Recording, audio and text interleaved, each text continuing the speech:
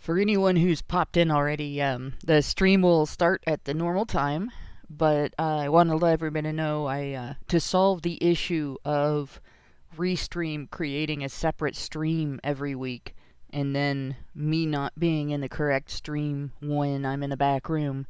I didn't create a stream, I just let Restream go ahead and do what it wanted. It must be a female application. So uh, just sit tight and relax, and in about 12 minutes, we'll be back with a live stream.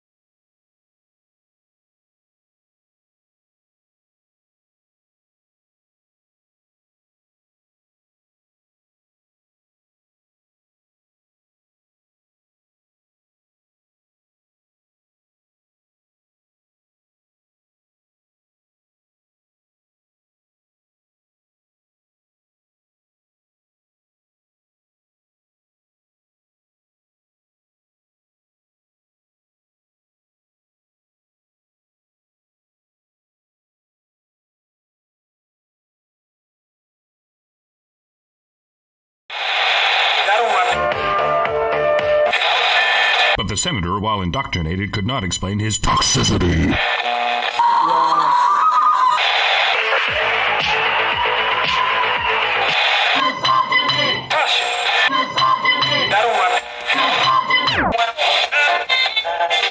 You should not listen to men's rights advocates if you want to know what they have to say.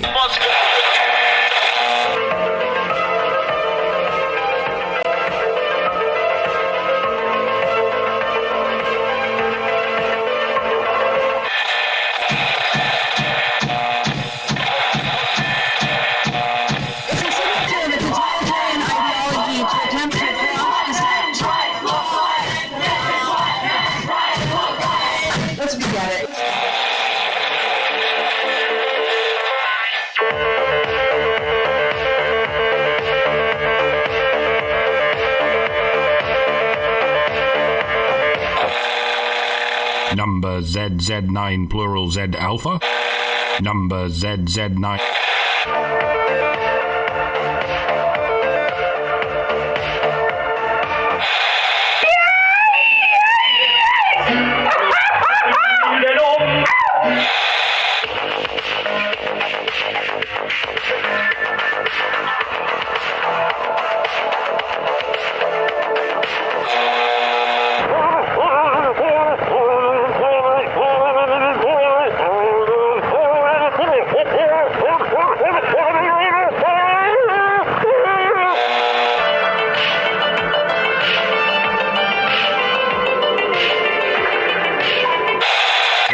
I said I've never seen such hideousness in all my life.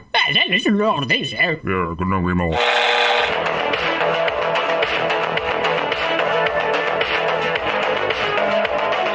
Like a furry torpedo to the jugular. This is Honey Badger Radio. Radio with money.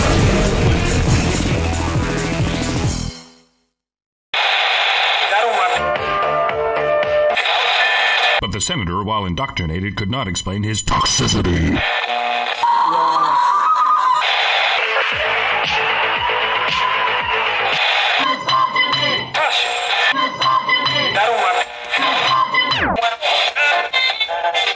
You should not listen to men's rights advocates if you want to know what they have to say.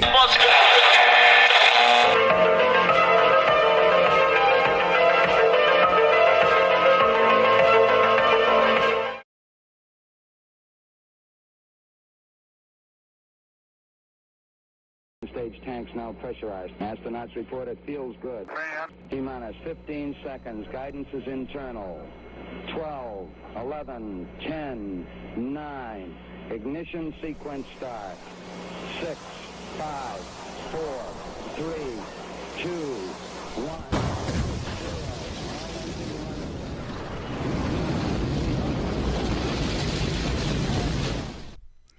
Hello and welcome to HBR Talk 250. What? I already screwed it up. My opener, I forgot my title. Secret Agenda Behind Feminist Letter to Congress. I'm your host, Hannah Wallen, here with Nonsense Annihilator Lauren Brooks. No, we don't have a doc tonight. We've been having some questions about that. I wanted to point out, he doesn't regularly have to come on the show. It's not responsible for the show, but always allowed. So when he gets insomnia, like, we might see him. But yeah, it's the middle of the night where he is. It's late. He is happily sleeping, and hopefully Doc is likely zonkified. Yeah, he tends to be more productive when he's awake during daylight hours, so I like to give him his time.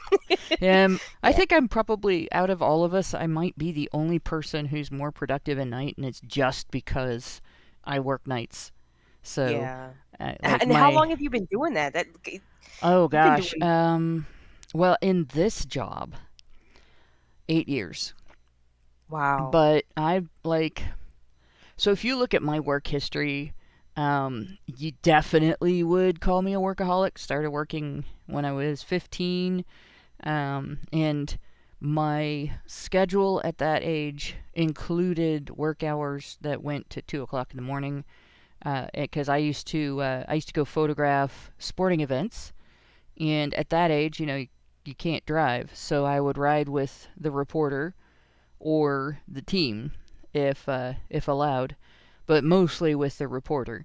And so I would stay as long as the reporter stayed, and I would get my pictures, and I would come back. I would go in the darkroom, develop my film, and usually, like, that's something that Dad and I did together, because he also was photographing sporting events, right? Mm-hmm. So about 2 o'clock in the morning, we would get our stuff done, processing and printing.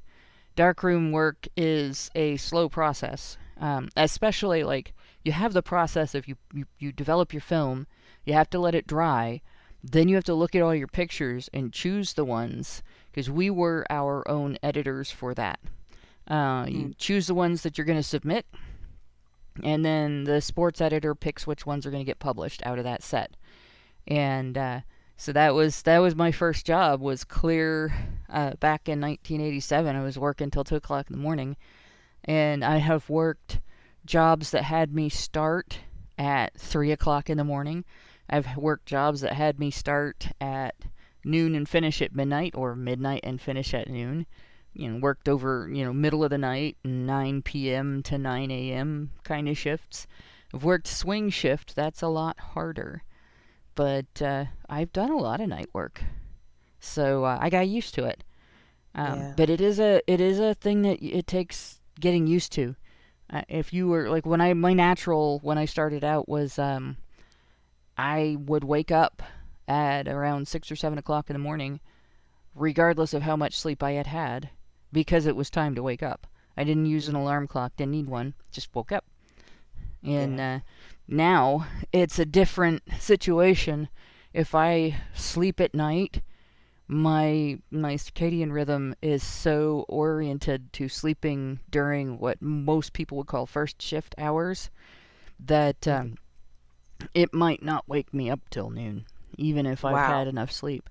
So, but yeah, it's just like, that's just my history, and I've had so many jobs.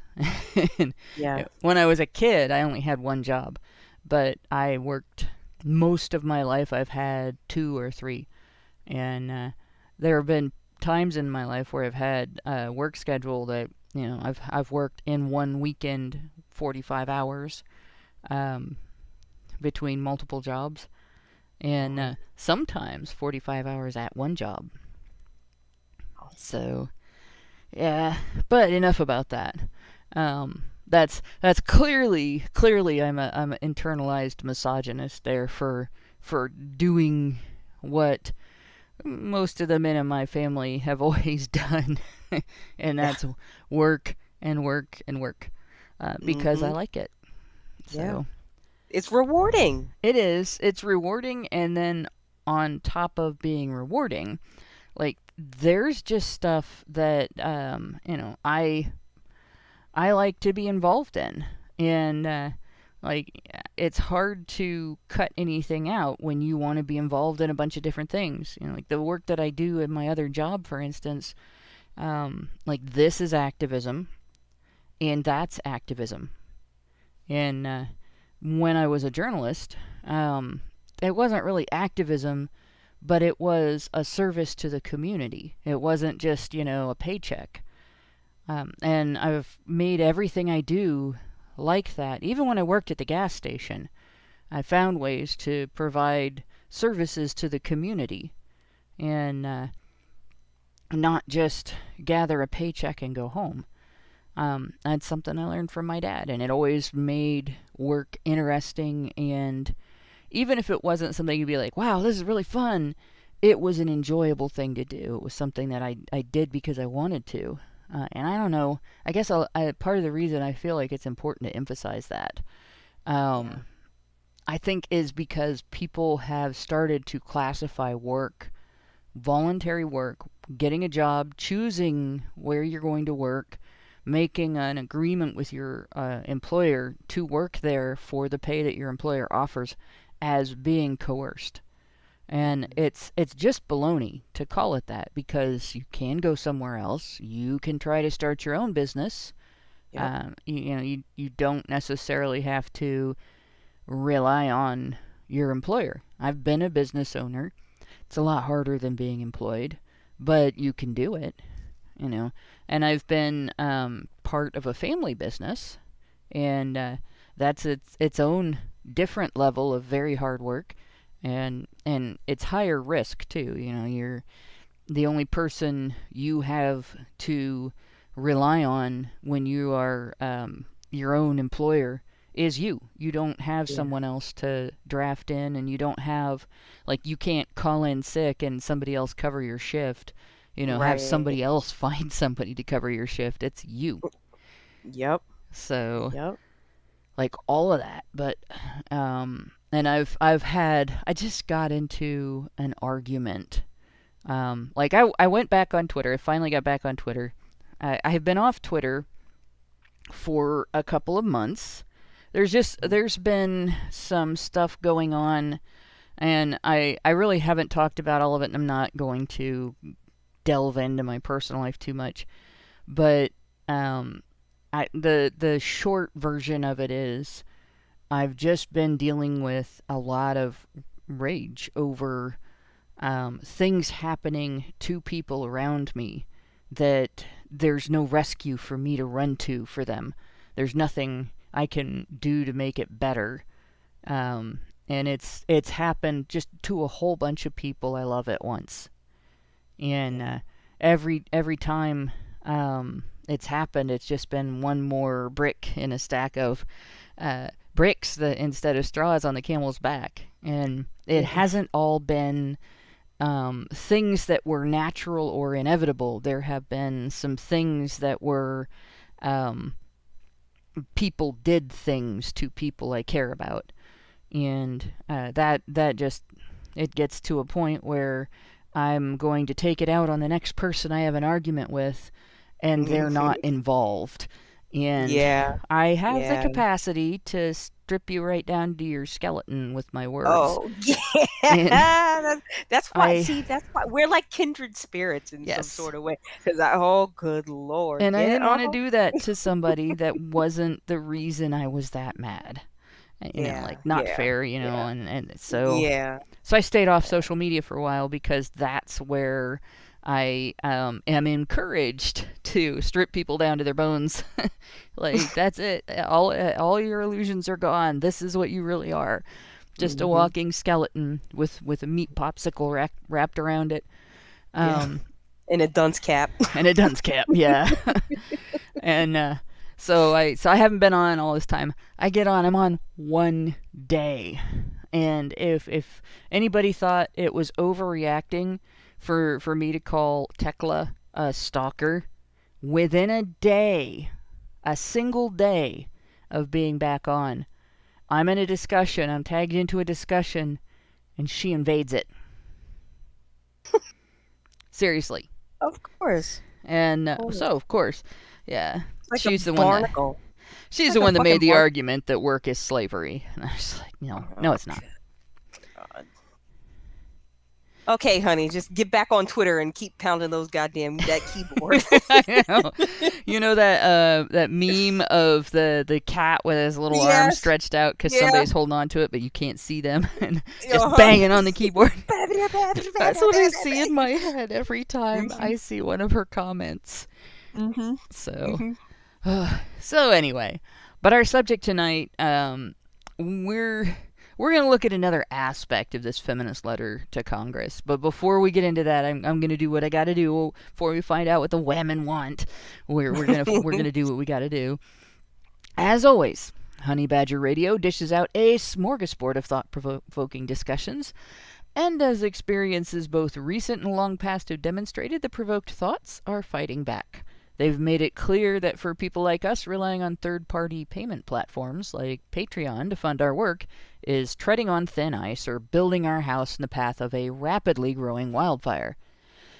In light of this, we strongly encourage our supporters to switch at least their support for us to feedthebadger.com, the most stable way to help us out. And if you want to tip us directly instead of relying on any social media platform's tip jar, the link for that is feedthebadger.com/justthetip.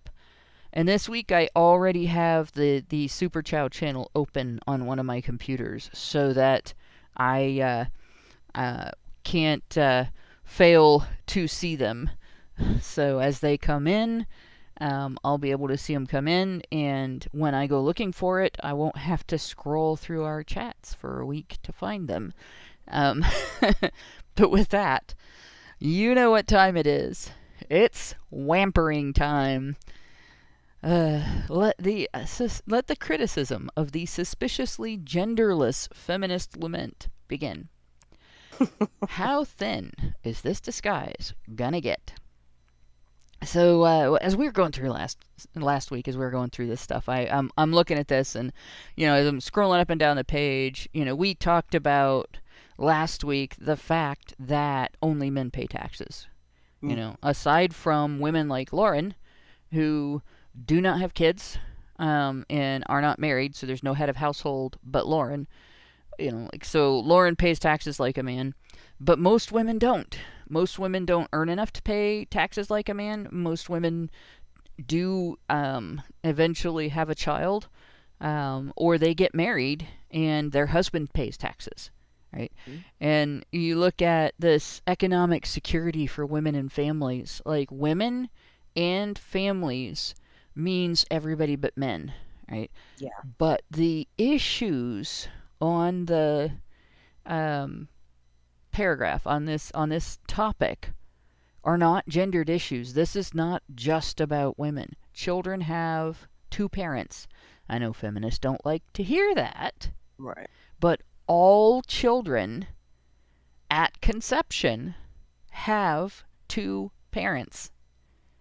So this idea that anything to do with children might be a women's issue is bullshit. It's just grade A bullshit.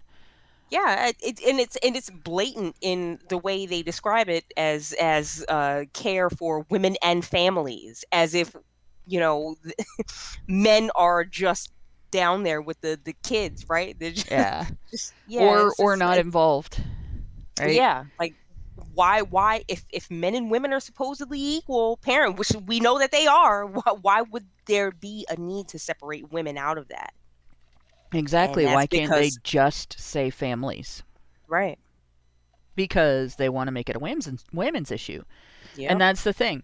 This is about, like we talked about this last week, being about people who do not have children funding the lifestyles of people who do have children, and people who do not have an income that is within that bracket that receives the child tax credit. People who are above that bracket funding the lifestyles of people that are in that bracket. And, there are people that will argue that this reduces debt and keeps people off welfare and all that. But your receipt of a tax refund does not count against your eligibility, or at least it didn't back when I was working with people who were on all the time, on welfare all the time. And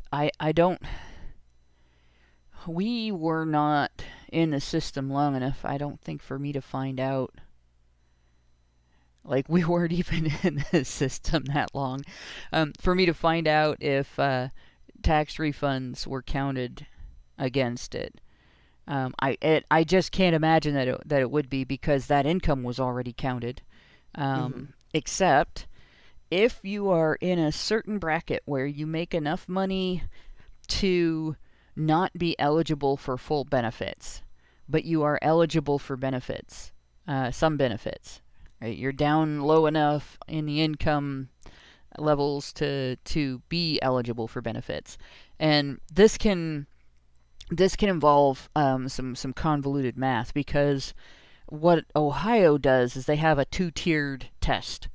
You first determine what percentage of the poverty level your gross income is. So they count all of your income before any deductions of any kind, right? And that includes your taxes that you pay. They count that as your income. And if that is low enough, then you're eligible. You're just blanket eligible for certain things.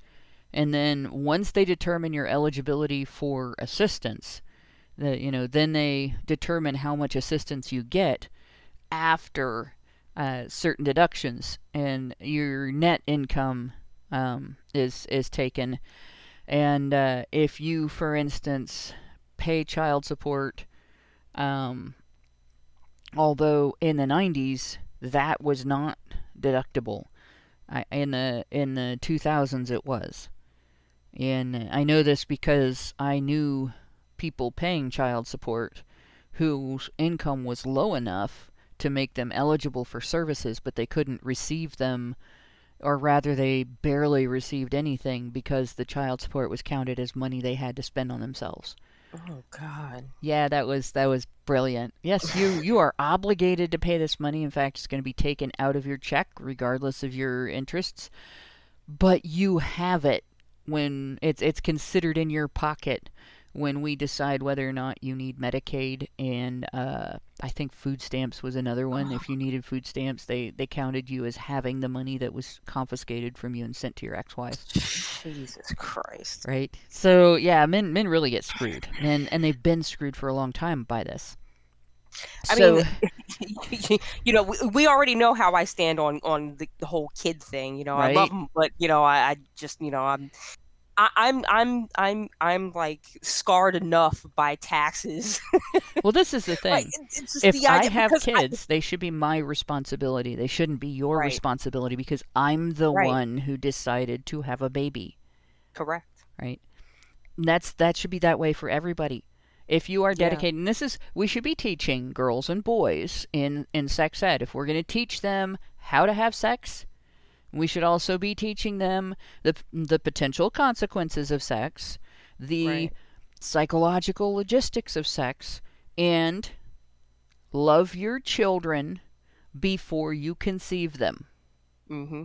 Care enough about them to plan for your future and theirs before you conceive them.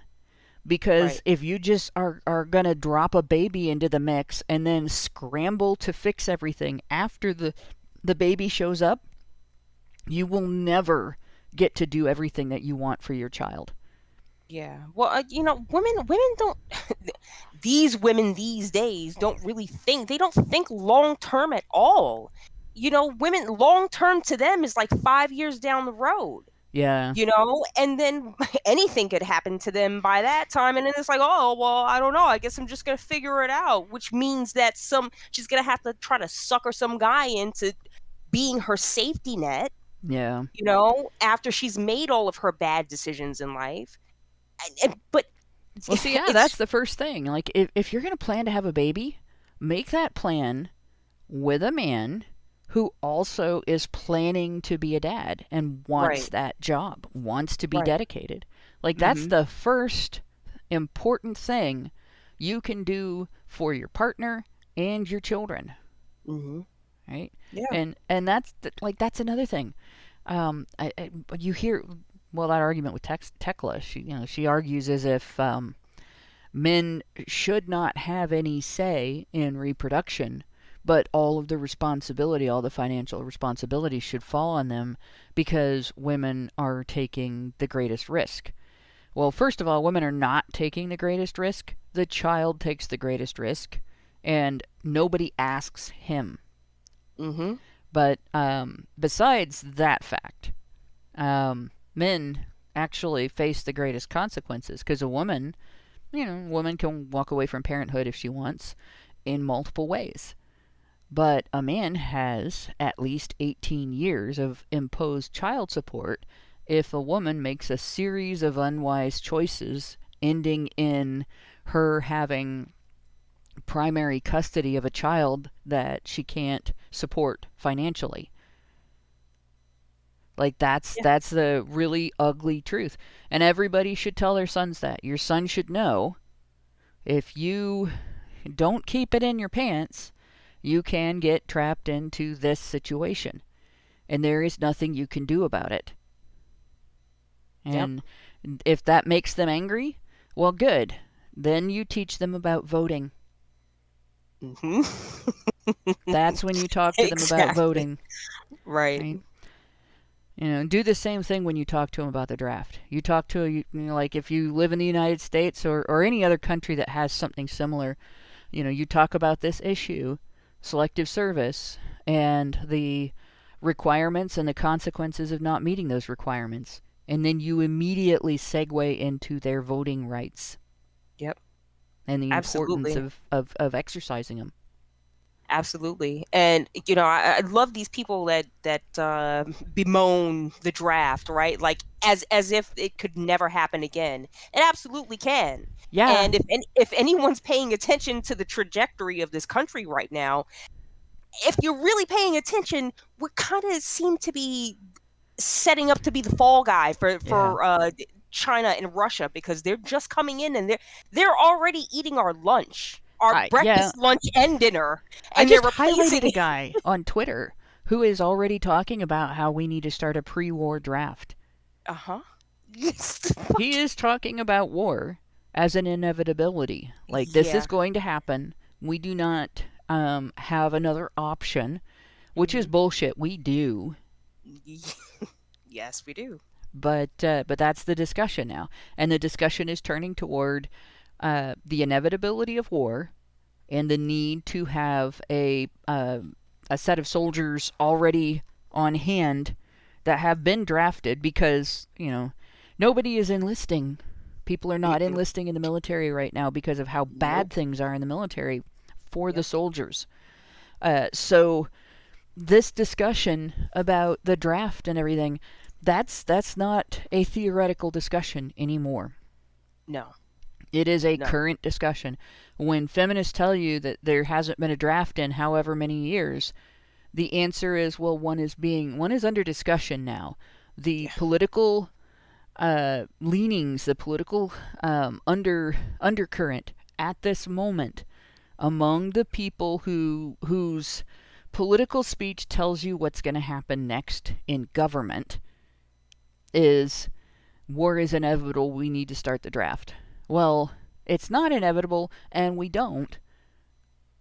But unless the people step up and say no, we're voting you out, we're recalling you, because politicians can be recalled as well.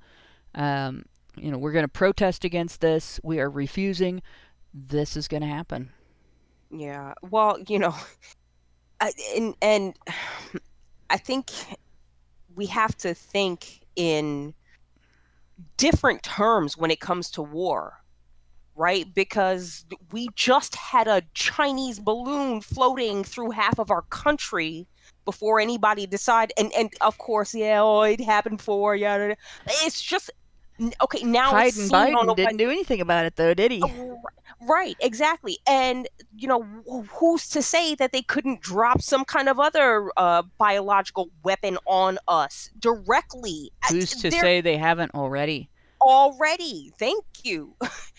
So if something like that happens and it just decimates the population, or the what is it, oh my god, the death rate,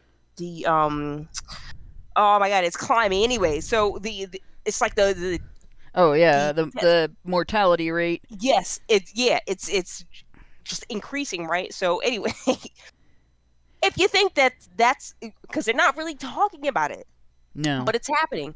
So imagine if something really bad happens, right? Well, where are you going to get people to come and fight? It's going to be a draft. It's going to be everybody for them fucking selves. Well, and here's the thing. It's not. It's going to be every man. Right. Because we just gave our government two opportunities to degender the draft or eliminate it. Right? We had the Supreme Court, and they popped it back to Congress. And the Supreme Court chose not to address it by doing that. And Congress chose not to address it by voting it down. Right? That was it. They've decided they're not going to draft women.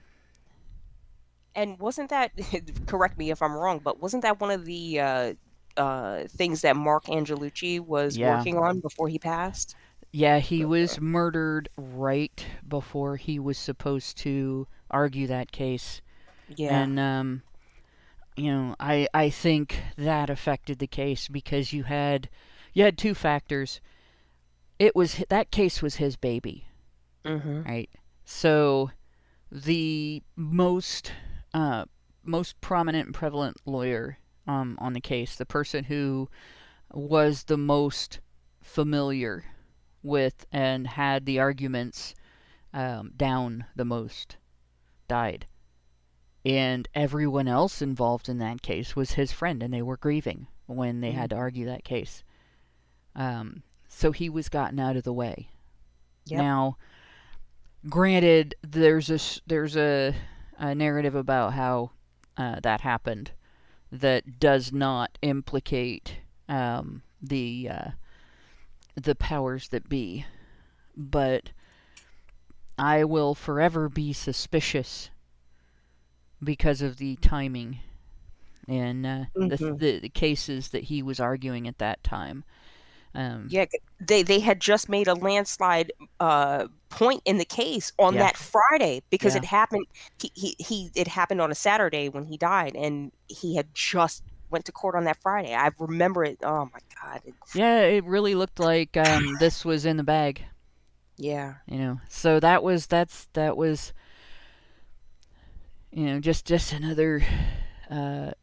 It's another instance of when men start to make progress, terrible things happen to them, and it's really hard to not be suspicious. It's really hard to accept the official answer as to what happened there. So I'm just going to leave it at that because it's, I don't know, there's not something I can point to and say this evidence indicates that the official narrative was a lie. It's awfully sus in my mind. And I'll never stop being angry about that. And it was like one of the best guys I knew and one of the great soldiers of the men's rights movement in terms of getting things done. He'll always be missed. Yeah. And that's basically the kind of thing that we're talking about now, like the shield against getting women involved in the draft, updating the draft to make it genderless, to provide some equity for men to use their terms. And really, if we wanted equity to use their terms again, we would have to polarize the draft in the other direction. Women would have to spend 100 years being eligible while men were exempt. Maybe 200 years, because actually when you think about it, it goes all the way back to the beginning of the country. There was a draft for the Revolutionary War. So this is something that we use as a society. We use women's issues as a shield for genderless political issues. Country is going to go to war because politicians want to, not because the population wants to. And we might be able to make them more reticent to send citizens who don't want to be to involve their country in a war overseas to fight somebody else's war, if they had to send women too. Right. So what do? They exempt women. And we see this with everything. Taxes. You want to create government initiatives that have to be funded by taxpayers. You want to confiscate parts of people's paychecks to pay for these things. You make them about women. So we see universal child care. Every child at conception has 2 parents. How is that a women's issue? Well, because it came out of my thing, man. But it's mine, right? Because I had to push it out. I had to shit this little turd out of my vagina, so obviously it's mine, and no one can have. This is my shiny little turd.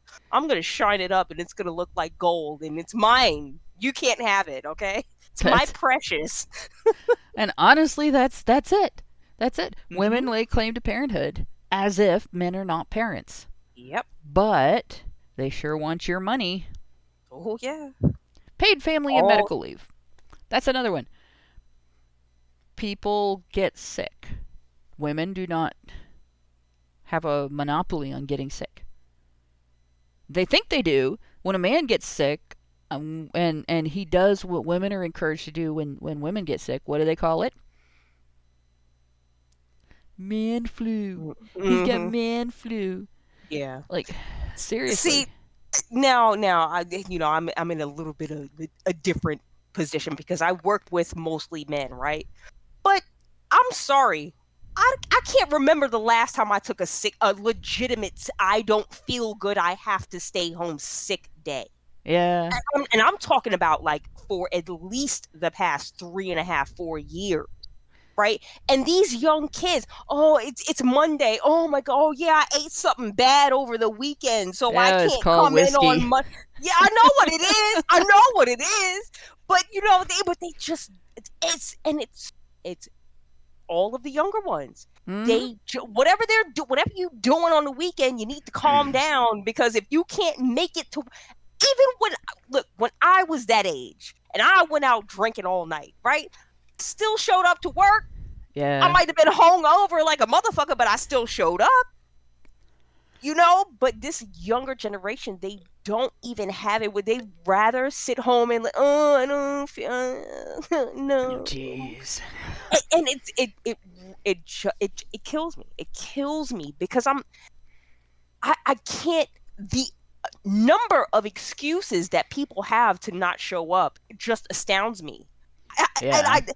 And I fully understand that this is a function of the fact that I don't myself have kids and have that whole thing going on, right? Because I understand, you got kids, you got to take time off, blah, blah, blah, this one's sick, kid gets sick, then you get sick, and you got to, it's a whole thing, right? Well, there's a little bit to that. So, I raised kids, and I worked. I was the breadwinner for our family because, of course, the government was confiscating most of my husband's pay and sending it to another family. We had overlap, obviously. 2 of our 3 kids had a different biological mom, and they lived with her, and that's why she received child support. But that also meant that me calling in sick wasn't the available option that it is for most moms, because I was, for a lot of that time, I was working in jobs where, paid leave was not as prevalent and available. Like my company that I work for now, they encourage you to fill in shifts for coworkers and stuff when they have to take off, by giving you higher points toward your bank of paid time off. If you pick up extra shifts and stuff. So I have a shitload of paid time off that I build up over time, and then I use it when I need it. And honestly, the last 2 times I took off from work for, and in any kind of, I am calling in sick and not trading shifts with other people ahead of time to do things, somebody died. And the last time I took planned paid time off was so that I would have time to deal with some aspects of an estate. And the last time I took paid time off for me was because I had food poisoning so bad that I almost went to the hospital. Technically, I really should have gone to the hospital. I really, if you have a more than a few hour span where you have uncontrollable stomach and digestive system, the digestive system malfunction, it was bad. It was bad enough that you don't want to hear what it was like. And we'll just leave it at that. I took 1 shift off. Wow. To deal with that. And I went to work the next day. We'll just explain it this way. I was in significant pain as if I had done an athletic workout when I went to work the next day, from how bad it had been the day before. Yeah. And like, that's it. I don't take time off for me. I was made to take time off when I had symptoms of COVID. That's it. And it's not a matter of being tougher than other people. It's a matter of recognizing the importance of being there and needing the paycheck, right? And that's it. That's not, I don't think that's abnormal for men. I think most men are in that situation. They take very little time off. When I was a kid, my dad was a teacher, and when I was in junior high, I rode to work with him because he taught in the junior high. Like, I was one of those kids that could never get away with anything at school because I'd get in trouble with my teacher, and then I'd get in trouble with my dad, and for a while, my uncle was the principal. So, oh, wow. and if my aunt heard about it, she was a teacher in another school. Of course, then there was my mom. So, like I never just, it was like having 8 bosses, right? Oh, if you get in trouble once, you get Kill in trouble me 8 now. times. So I was a good kid. But in any case, like, I one morning, my brother and I were both riding along, because the 6th grade is also in that building, or was. That building's gone now. And so I was in the 8th grade. He was in the 6th grade. We're riding to work with Dad. Dad is a little paler than normal. He's definitely not feeling well. And he pulls over to the side of the road, throws up in the gutter, and then, closes the door and drives on to work. And I'm like, aren't you going to go home? Nope. But you just threw up. Mom keeps us home when we throw up. Well, you're kids. I'm an adult. I don't have to go home, and I'm going to go and do my job. And I'm like, but can't you get a substitute teacher? Yes, but my job won't be done as well because I'm the one who wrote the lesson plan. I still remember that conversation, and it was, this is my responsibility, and I'm going to do it. I'm not going to give it to somebody else because they won't do it as well, and I care about the outcome for your classmates. And I had my dad in class, so a few hours later I'm in class, and I can tell he is just miserable. And it was essentially like he had worked hard the day before. He had worked from like 6 o'clock in the morning until 2 o'clock the next morning, laid down for a few hours, got back up at 6 o'clock the next morning. And it was just starting to get rough on him at that age. And he worked anyway. He went to work anyway. It's like, yep, I gotta throw up. Then go on to work. and this is where I learned my work ethic. And, I always looked up to Dad for that. And my mom's the same way. Mom, with her 5 chronic pain conditions, my mom substitute taught. Man, listen, you like, have said enough about your mom. Oh my that gosh. woman, my mom was a juggernaut, man. Man, she was amazing. I really wish I had ever gotten the chance to meet her, but I wish I could have introduced her to all you guys. She really was amazing. Yeah. And she had so many things that she was involved in.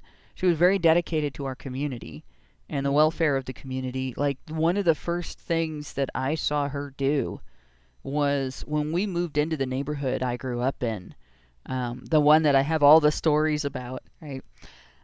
When we first moved into that neighborhood, the local park that I grew up playing in all the time, it wasn't a place for kids to play. It was an empty lot with the frame for a set of teeter-totters, which basically was a bar that, was like, it came up 3 feet, went across like 12 feet, I think, and then went back down in the ground. That was it. The teeter-totters were not on it, but the metal parts that wrap around it that the teeter-totters sit on were still on it, just hanging there and rusting. There was a swing set with one swing and a bunch of spaces for swings that were gone. There was at one time, paved basketball court that had grass growing up through where the pavement used to be. That kind of thing, right?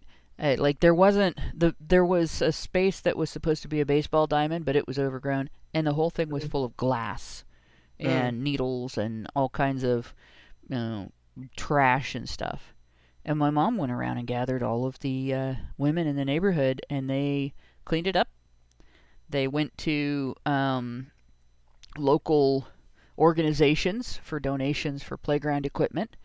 And then they went to the city and said, we have these resources. This park needs fixed up.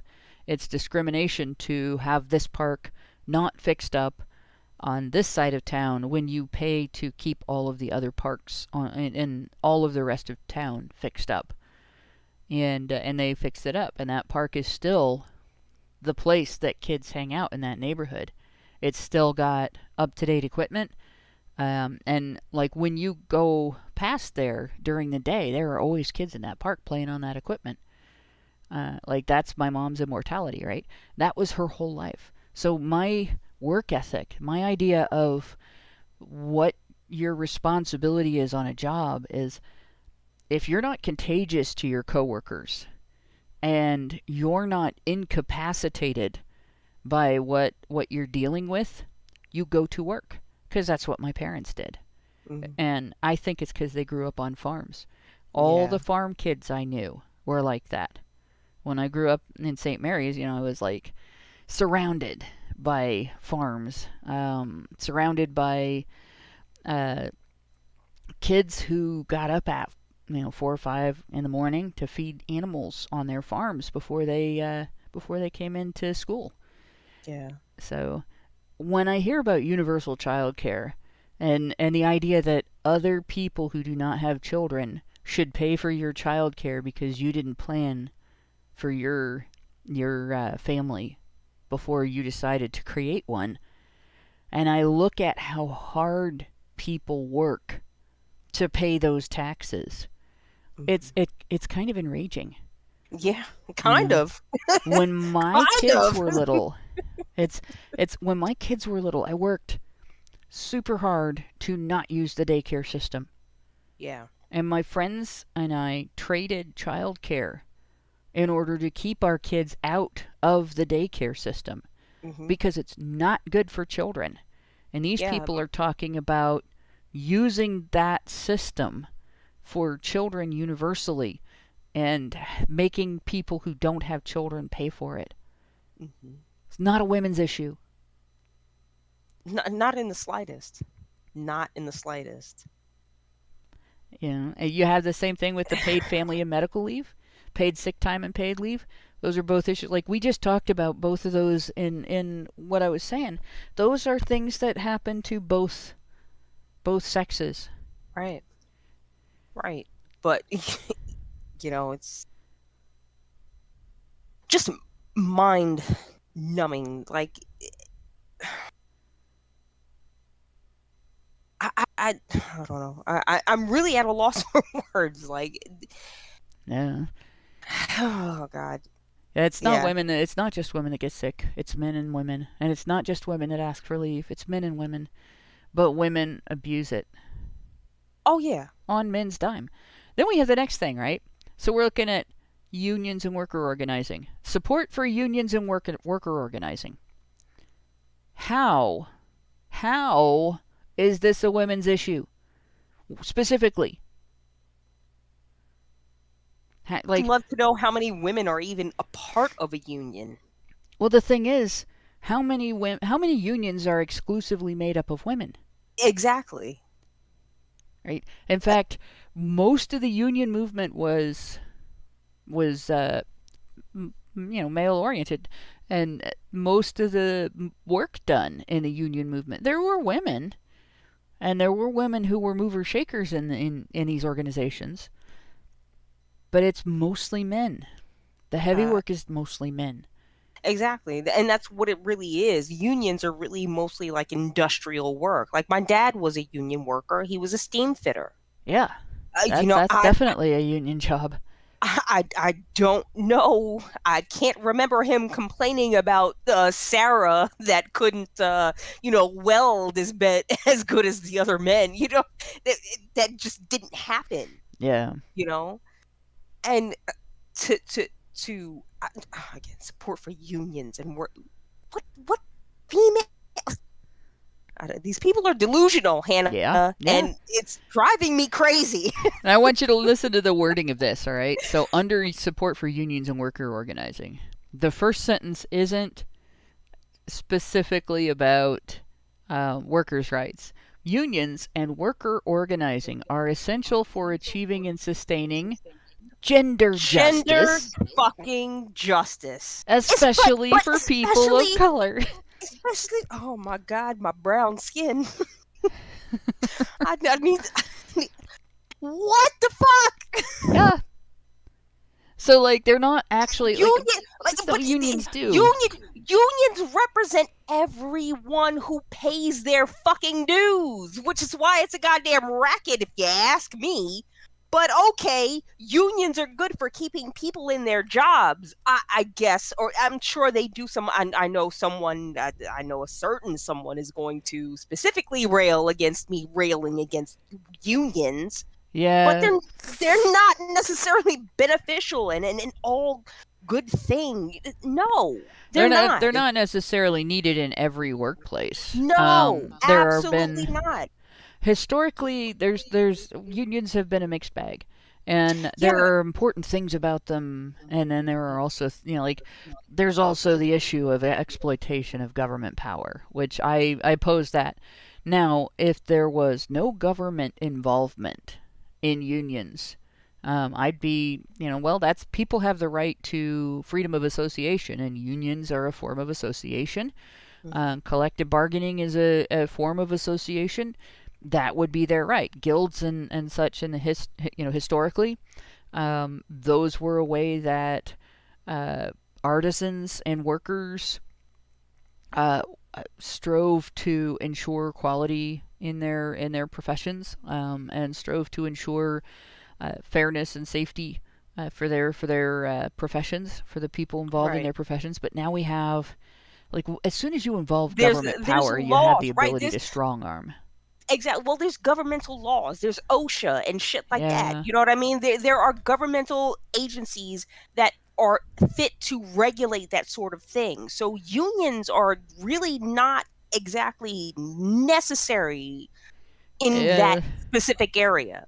And that's another one. Like, if somebody said, well, I'll tell you what, if you accept the idea of unions as a collective bargaining thing, that employers are going to be always dealing with workers that are united in bargaining with them, and they either have to avoid pissing off the unions, or they have to go outside of the unions, and all the good workers are probably going to unionize, right? But we'll eliminate all those government agencies, or we eliminate the unions and only the government agencies are over this. I would vote for the unions immediately, because everything government touches, it fucks it up. And there's no exceptions. Government fucks even, eventually they even did that with the military. I used to say, well, the one thing that we need government for was to facilitate the very few things that a nation should be doing collectively, like having a military. And now I've been proven wrong by the Biden administration. Government isn't the best organization to do that. So, I trust militias right now more than I trust the U.S. military. I'm really sorry to say that. I love the soldiers. I live around soldiers. And when I engage with soldiers in my local life and everything, they are universally, just completely wonderful people. And very stellar personalities, people that are helpful even when they don't have to be. And it breaks my heart to see what I'm seeing on the news in regard to military leadership. But that said, if they had an organization that wasn't run by government, that still had a system of authority within itself, a hierarchy, right, and everything, it would be better for them. It would be better for the country. It would be better for everyone. And that's a sad thing to say, because the one good thing our government should do right is maintain a defense of our country. Yeah. And it's not doing it. No. But back to this thing about union and worker organizing. Unions are not about women. Right? They are about the relationship between the worker, regardless of demographic, the worker and the employer. They are about defending the worker's side of that relationship against exploitation. That is the purpose of having a union. That is the stated purpose for their entire existence. Right? That is not gendered. It has never been gendered. And if it is being gendered, there's an agenda behind that. Right? And they're looking at something called the PRO Act here. The PRO Act would significantly strengthen the ability of private sector employees to form unions and collectively bargain for better working pay and better working conditions. So I got to wonder about that, because we already have laws that protect workers who are unionizing against retaliation by their employers. And the only news that I have seen in my lifetime about a big employer violating those laws and doing things that are obviously against the whole spectrum of laws with regard to unionizing is a woke company. Like Starbucks is constantly getting criticized for that, as their employees are trying to unionize. Yeah. I have found that in retail and food service, unions are not an effective defense. The people in the worker population that are involved, like the steward in your store, are too overloaded to pay attention to the things they need to be paying attention to in order to defend their coworkers. And I've seen this consistently in union retail and union food service establishments. And it's not necessarily a flaw in unionization so much as a flaw in trying to combine unionization, the normal methods that they use for unionization, with a work environment that hectic and chaotic and overloaded. And so it's not a good fit. It's not to say that workers in those jobs don't deserve the opportunity to also engage in collective bargaining. But there has to be a better way to do it than the way unions are doing it currently, and they should update their methods to fit the workplace. And they haven't done that. But that's not a women's issue. And I don't think a new law is necessarily needed to do that. So it makes me wonder what's in this PRO Act that is different than what we have, and why women are being used as a shield to advocate for it. The only thing that I can think of is money towards funding for these groups that are signing up for this fucking letter. Yeah. You know, but what is it going to do? Nothing but line the pockets of the people who inhabit these organizations. You know, it's not going to do anything to change anything, because again, these are not gender issues. Exactly. It's not going to fix the problem. even if the problems that they are claiming exist are actually legitimate problems, the way they're trying to go about even addressing the problems are not the way to begin. You know, they're just starting off on the wrong foot, ending in a bad premise, and just derping all the way there, you know, all the way to the bank. Yep. Like part of the problem I have with this is that a lot of these types of unions have been used as a money laundering thing to funnel money to politicians and their supporters. Yep.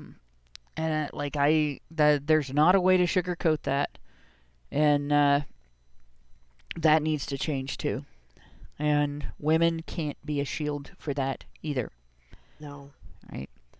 And then we have the Infrastructure Investment and Jobs Act and the Inflation Reduction Act listed next under good and safe jobs. This, again, let's talk about this being a women's issue. Something like 95% of workplace fatalities are men. Not women, men. Right? The people who do the jobs where there is most likely to be a workplace fatality, that being jobs that involve driving a vehicle of some sort, are men. The largest segment, the largest category of workplace fatalities are roadway accidents. That means truckers, people who are driving construction vehicles, people who are driving emergency vehicles, people who are driving delivery vehicles. And so, yes, men, not women. Yeah. And, you know, it makes you wonder, what exactly do they consider a good job? And what exactly are they trying to be safe from in these jobs that they want? These good and safe jobs that they want. What are you trying to be safe from? Because the jobs that you're getting, you're not. These women are not out there in these high, these highly dangerous jobs. They're not taking these jobs. Men inhabit those jobs. So what kind of safety do you want at your job? Women are not even the ones climbing to the top of a radio tower to change the light bulb, which has less fatalities per capita than... They won't even change the fucking battery in their goddamn smoke alarms, okay? I know. I don't... But it's up by the ceiling. I have to reach up. It's like it becomes white noise at some point to some people. I don't understand it. It drives me insane. Yeah. And as soon as I hear it in the background, I'm like, okay, if you don't hear that, then there's something fucking wrong with you, and your opinions are now invalid. Go change your fucking battery. Yeah. Yeah. There's only one thing that women are conscientious about changing their batteries in, and it's definitely it might have something to do with smoke, but the smoke alarm is, if your smoke alarm goes off because of that, you have a problem. How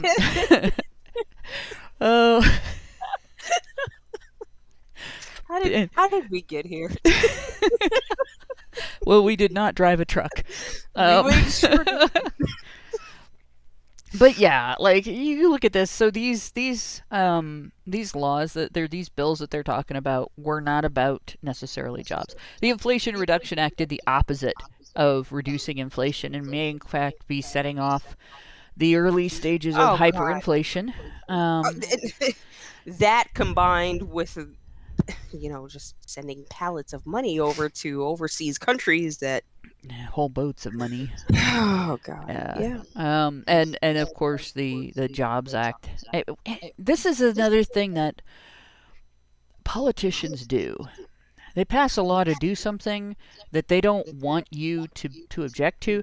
They name it the opposite of what it's going to achieve. I was just going to ask, because I'm completely ignorant of this thing. What the fuck is a Jobs Act? Because if Oh, it's anything like the Inflation Reduction Act, I'm getting some bad vibes here. What the so fuck is the Jobs Act? Like, what?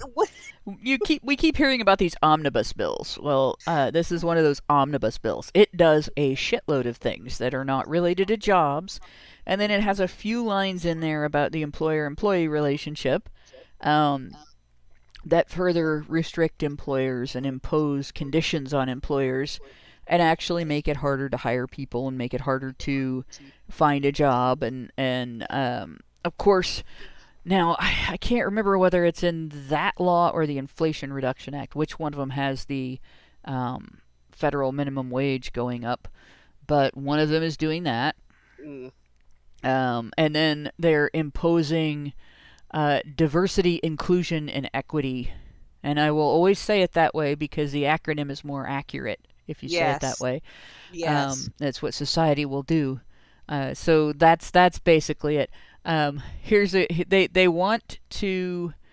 It says for those jobs to be filled in an equitable way, more effort must be put into making these work sites free of harassment and abuse, responsive to trauma experienced by workers, and inclusive of childcare and other supportive services.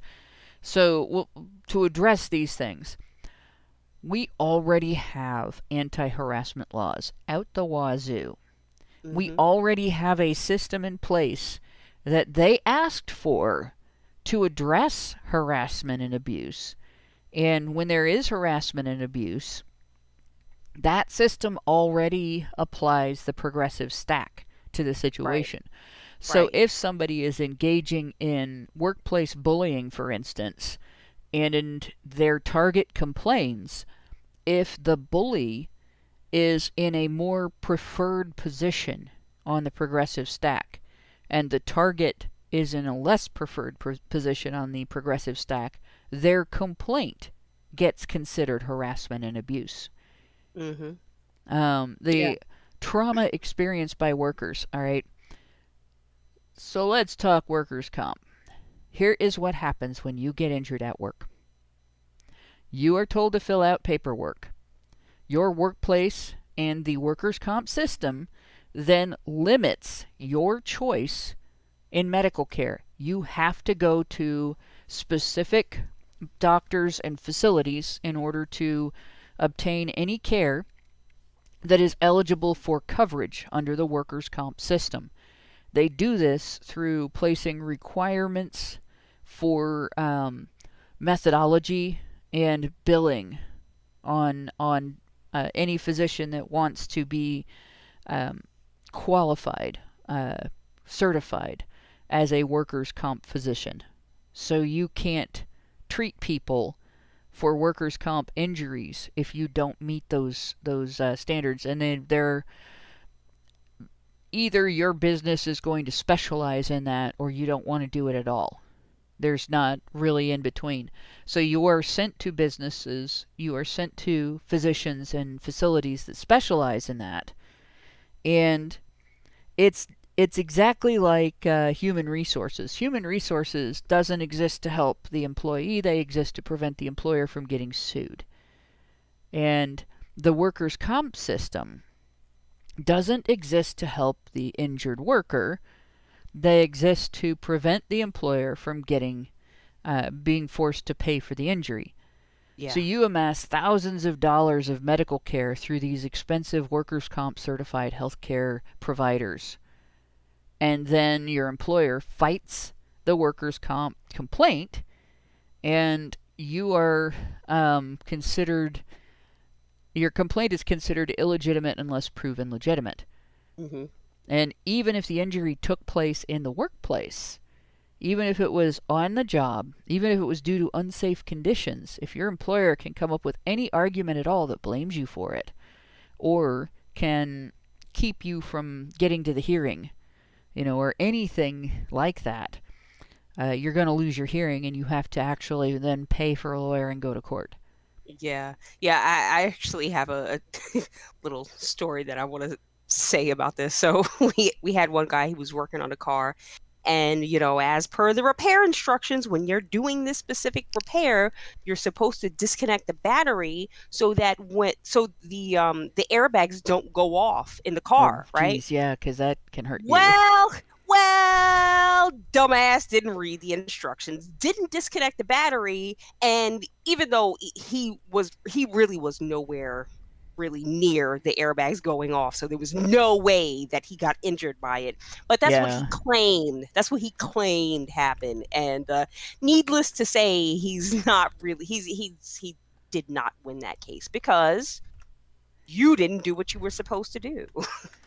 On the other hand, I have seen people who were legitimately injured. Also, not when I've been legitimately injured and not won my case. And that's another one. Like I genuinely had a heat sickness injury because my employer created an environment that was ridiculously and unnecessarily hot, and then didn't give me breaks. Which, like, that was in environments that are normally expected to be hot. You have the right to take breaks. Like, it's not a legal right, but your employer does give you that right because they don't want this kind of injury. Yeah. And they got out of it. They ended up, because I filed workers' comp, OSHA came in and investigated that workplace, and they ended up finding other problems. They don't have regulations, or they didn't have regulations regarding heat at the time. But the employer got fined for no less than 6 other safety issues. The worst part about it was they were all safety issues that I, as the safety point person, had highlighted multiple times in my paperwork, at one point getting written up for repeatedly highlighting a specific issue and getting told that it was not a safety issue. Until it was not a safety issue because it would be inconvenient for the company to fix it. That was what I was told. Convenience makes it not dangerous.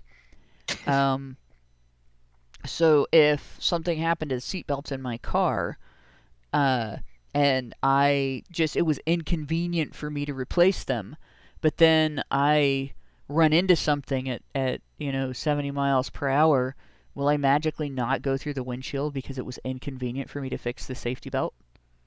The seatbelt? Because, my argument was real simple, right? But no. Not until OSHA came in and said, no, your convenience doesn't change the law. This is a requirement. So, yeah, you can't trust in those laws.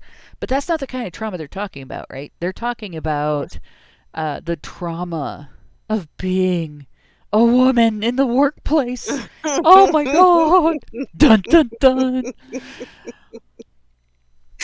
I mean, listen, I experience trauma in my workplace every time I go into the bathroom and there's someone else in there taking a shit. And, it's traumatic because that's the only place I have to go. I have no other place to go and take a dump in private. It's humiliating people, and I'm sorry, I shouldn't be subjected to this, okay? There you go. Yeah. And I go back to that gas station. I'll tell you, the restroom trauma. You go into the women's restroom and discover that Picasso was in there. That definitely is traumatic.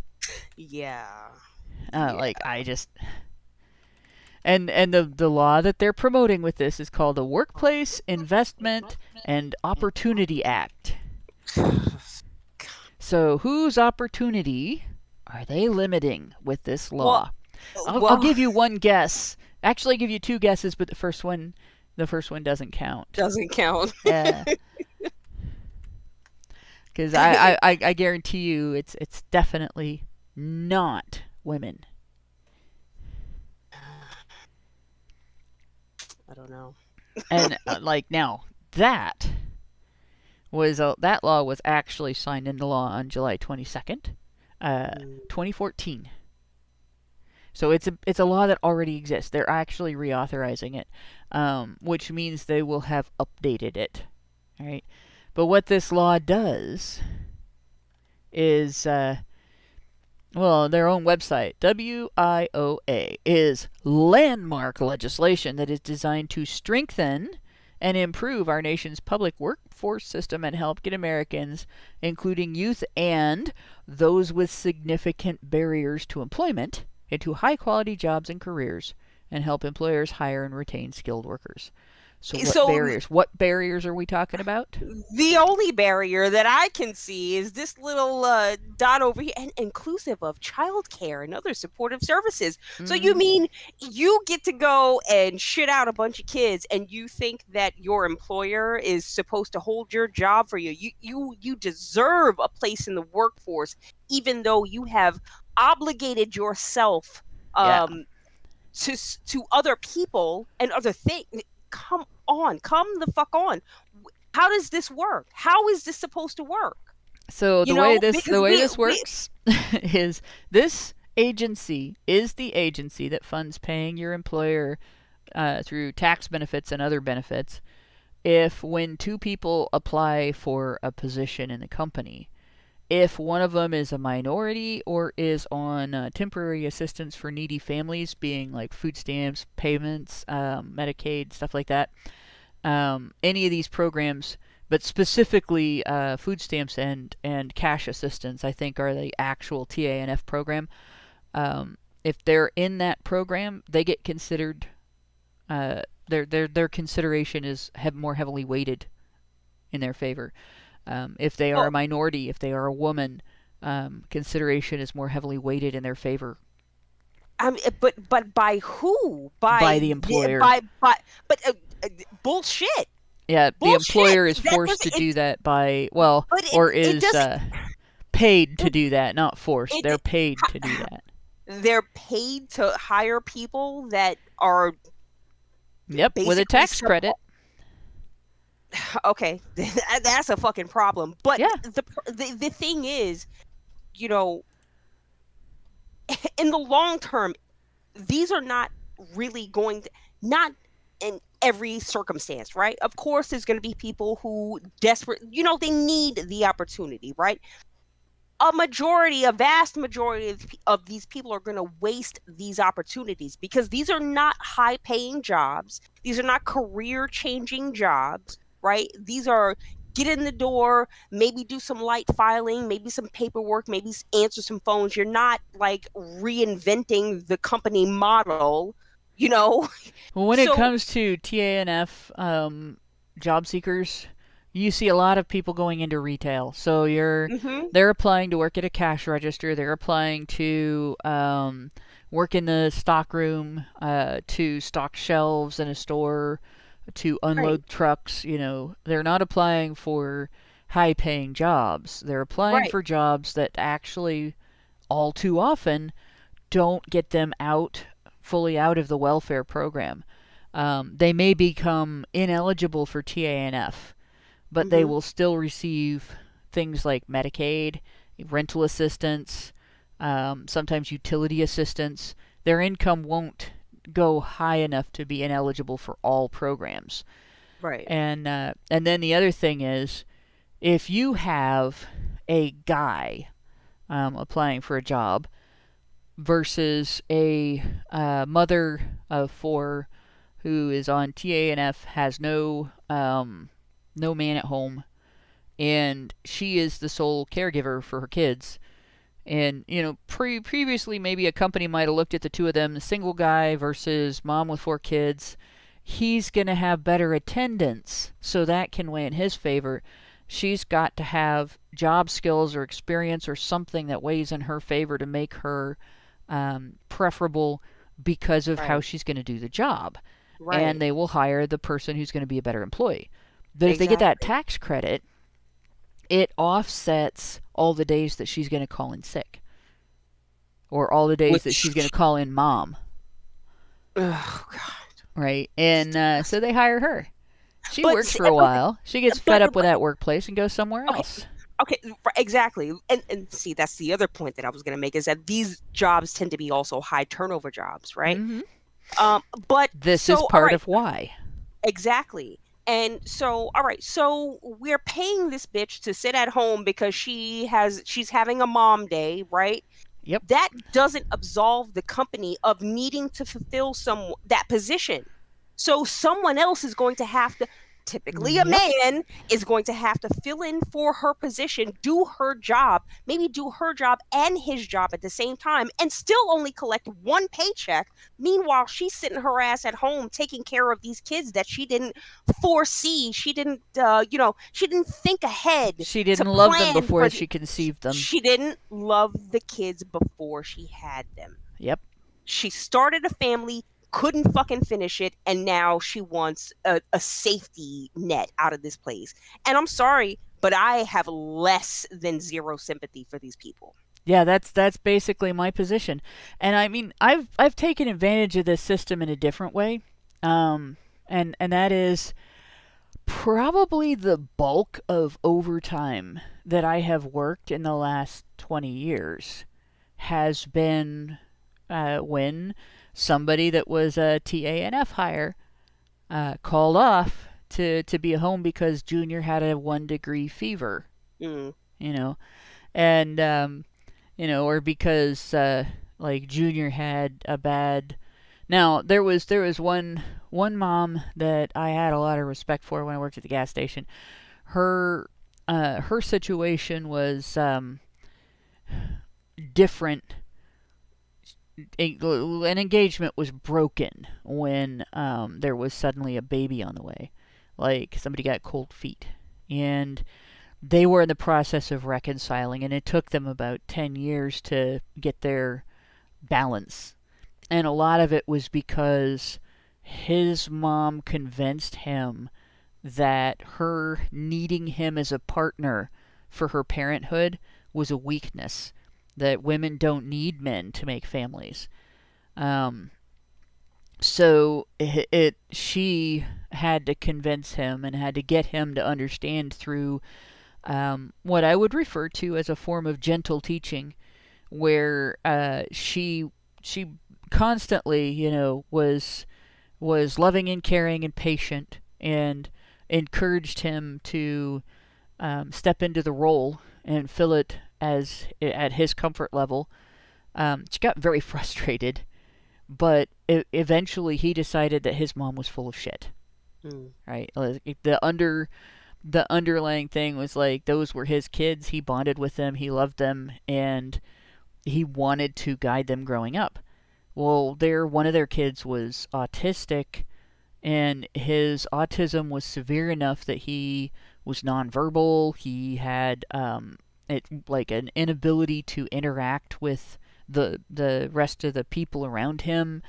He was very, very internally centered, and it was completely disabling. And after all of the work that his parents did with him, like the last time I saw that young man, he was speaking, he was able to communicate effectively with other people, like full sentences and everything. And like he wasn't going to look you in the eye, but who cares?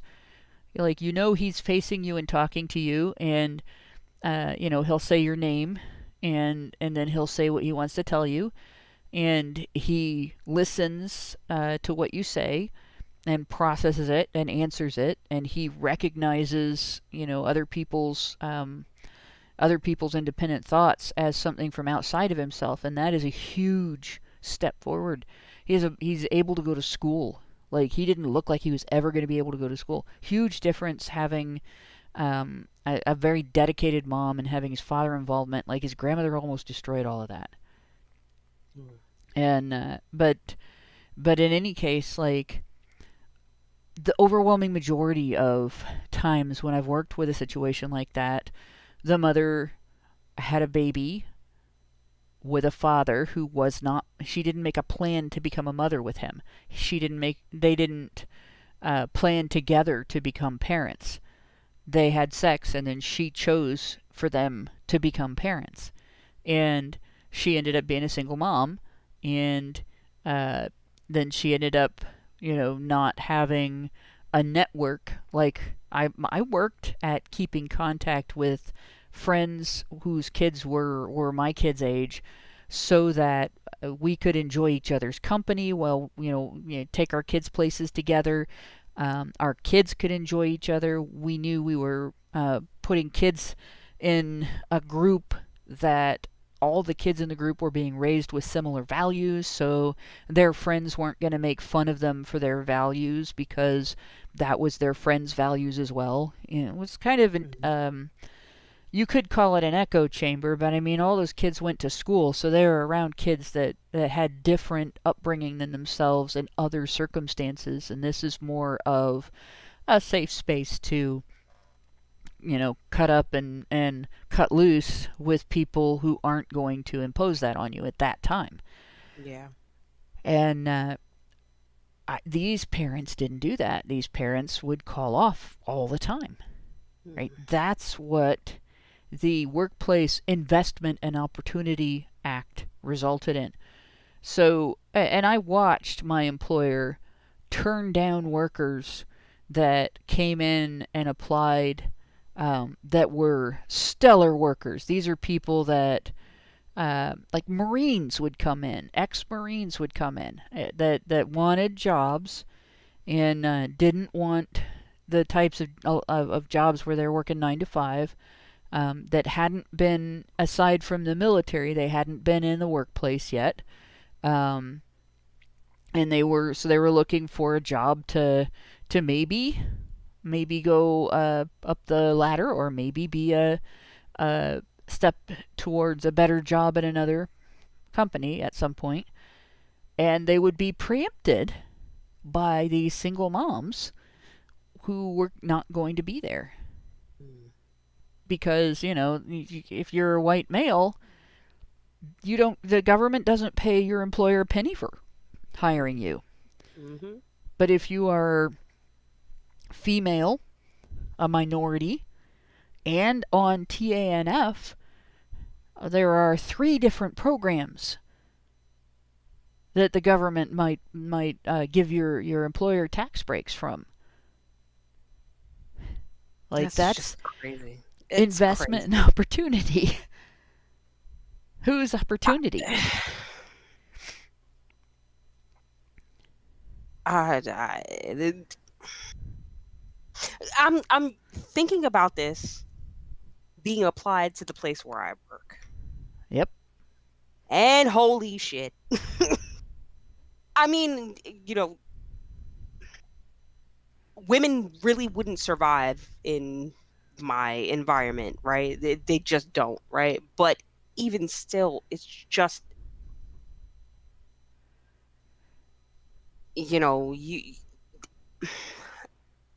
people need stability. Like, jobs require stability.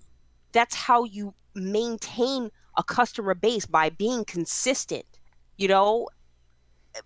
Having a new face in the front of your storefront every time a customer comes in, that's not stability.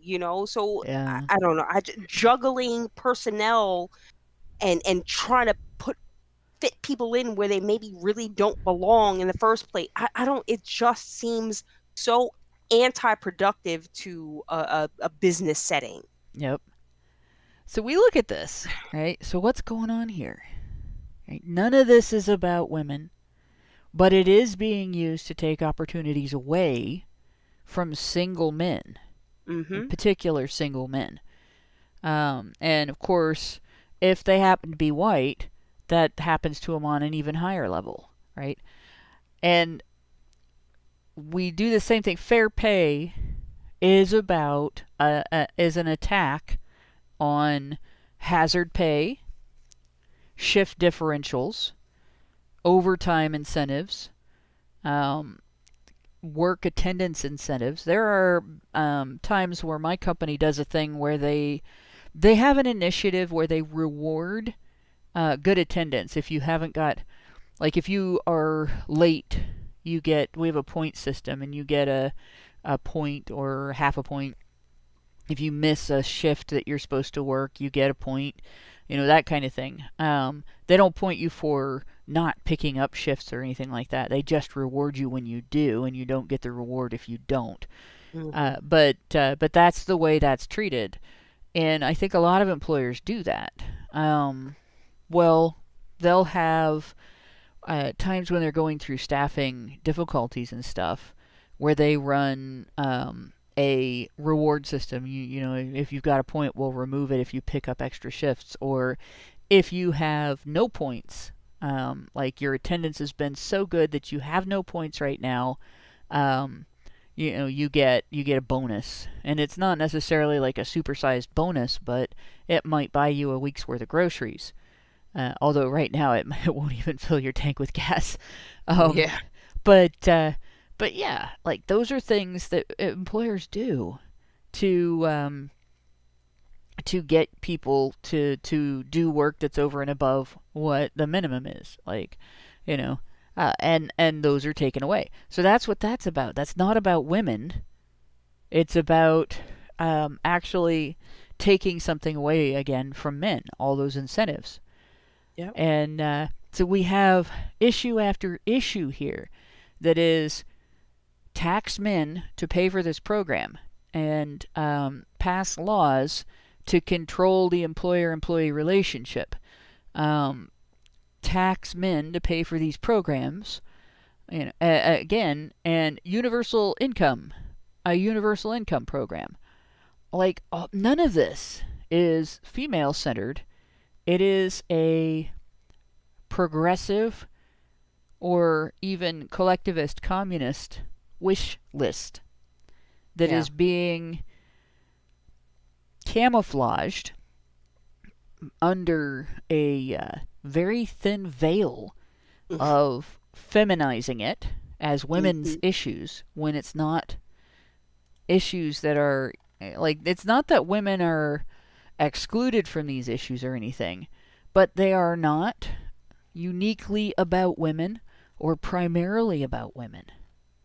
So all that's being done here is using the concept of women's rights as a shield against criticism. You can't argue against the passage of these bills or you're a misogynist.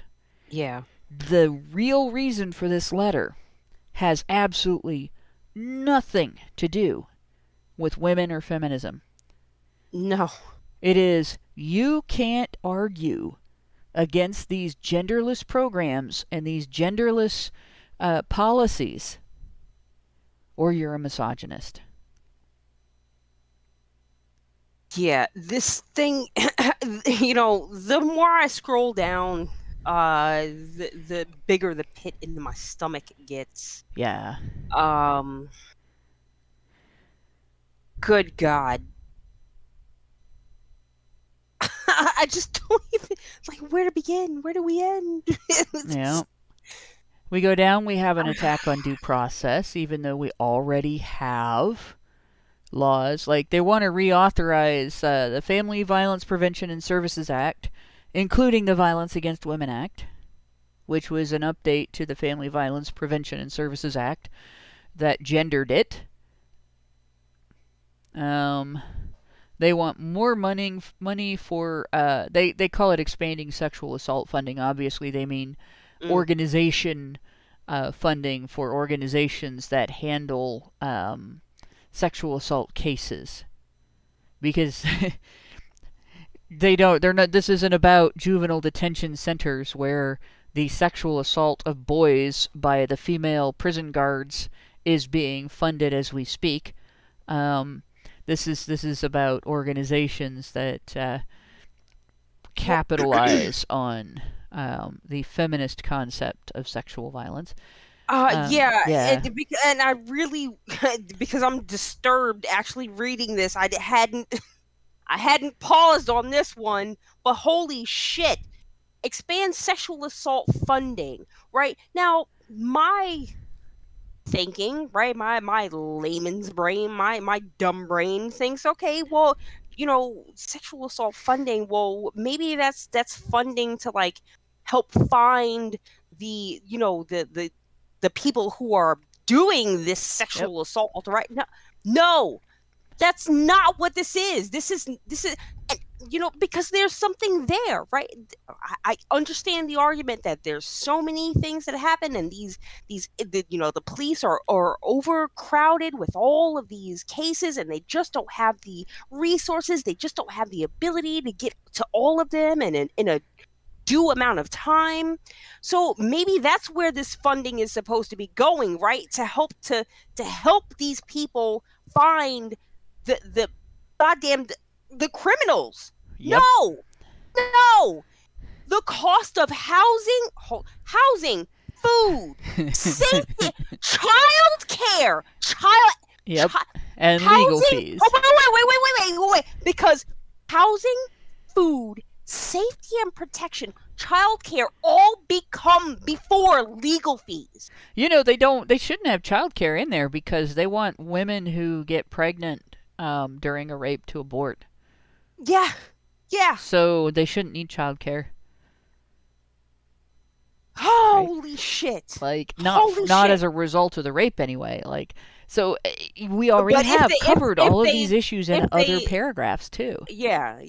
See, childcare, I see they could throw that in there because if that person also has existing children, oh my God, I don't know. Anyway. But Lauren, if I had not been sexually assaulted ever during my lifetime, I would have been competent and tough enough, right? Stoic enough to just live outdoors without food in the middle of a high crime neighborhood with no fear.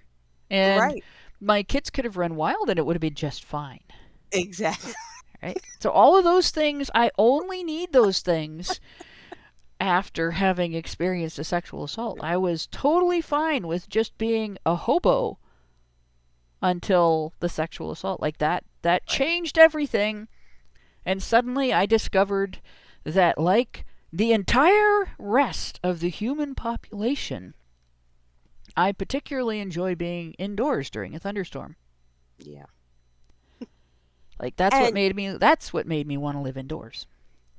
So like that. Yeah. Right. Sorry. So yeah. I mean, and here's the other thing that needs to be brought up, because this paragraph is talking about these people as if they are definitively victims of sexual violence, not as, you know what I mean? Because there could be plenty of lies surrounding this incident that this woman is now claiming to be a sexual assault. But it's just, it seems in the way that they're wording this here that it's just assumed that I'm obviously, I said that man assaulted me, so I'm a victim. And no, I didn't press charges, but I'm still a victim. So where my money? Like, well, and here's the thing. Even if we say, like, all right, in terms of these women getting all these services, we'll say they're all victims just for the sake of argument, even though we know that a very significant percentage of sexual assault claims are false. Right. So what are they funding? The Office on Violence Against Women, which basically is a clearinghouse for grants for feminist organizations. Their sexual assault services program funds a lot of women's shelters, but a lot of that money goes to pay administrators. It funds things like when you go to university, when you start out as a freshman, one of the things in your orientation will be a class on consent.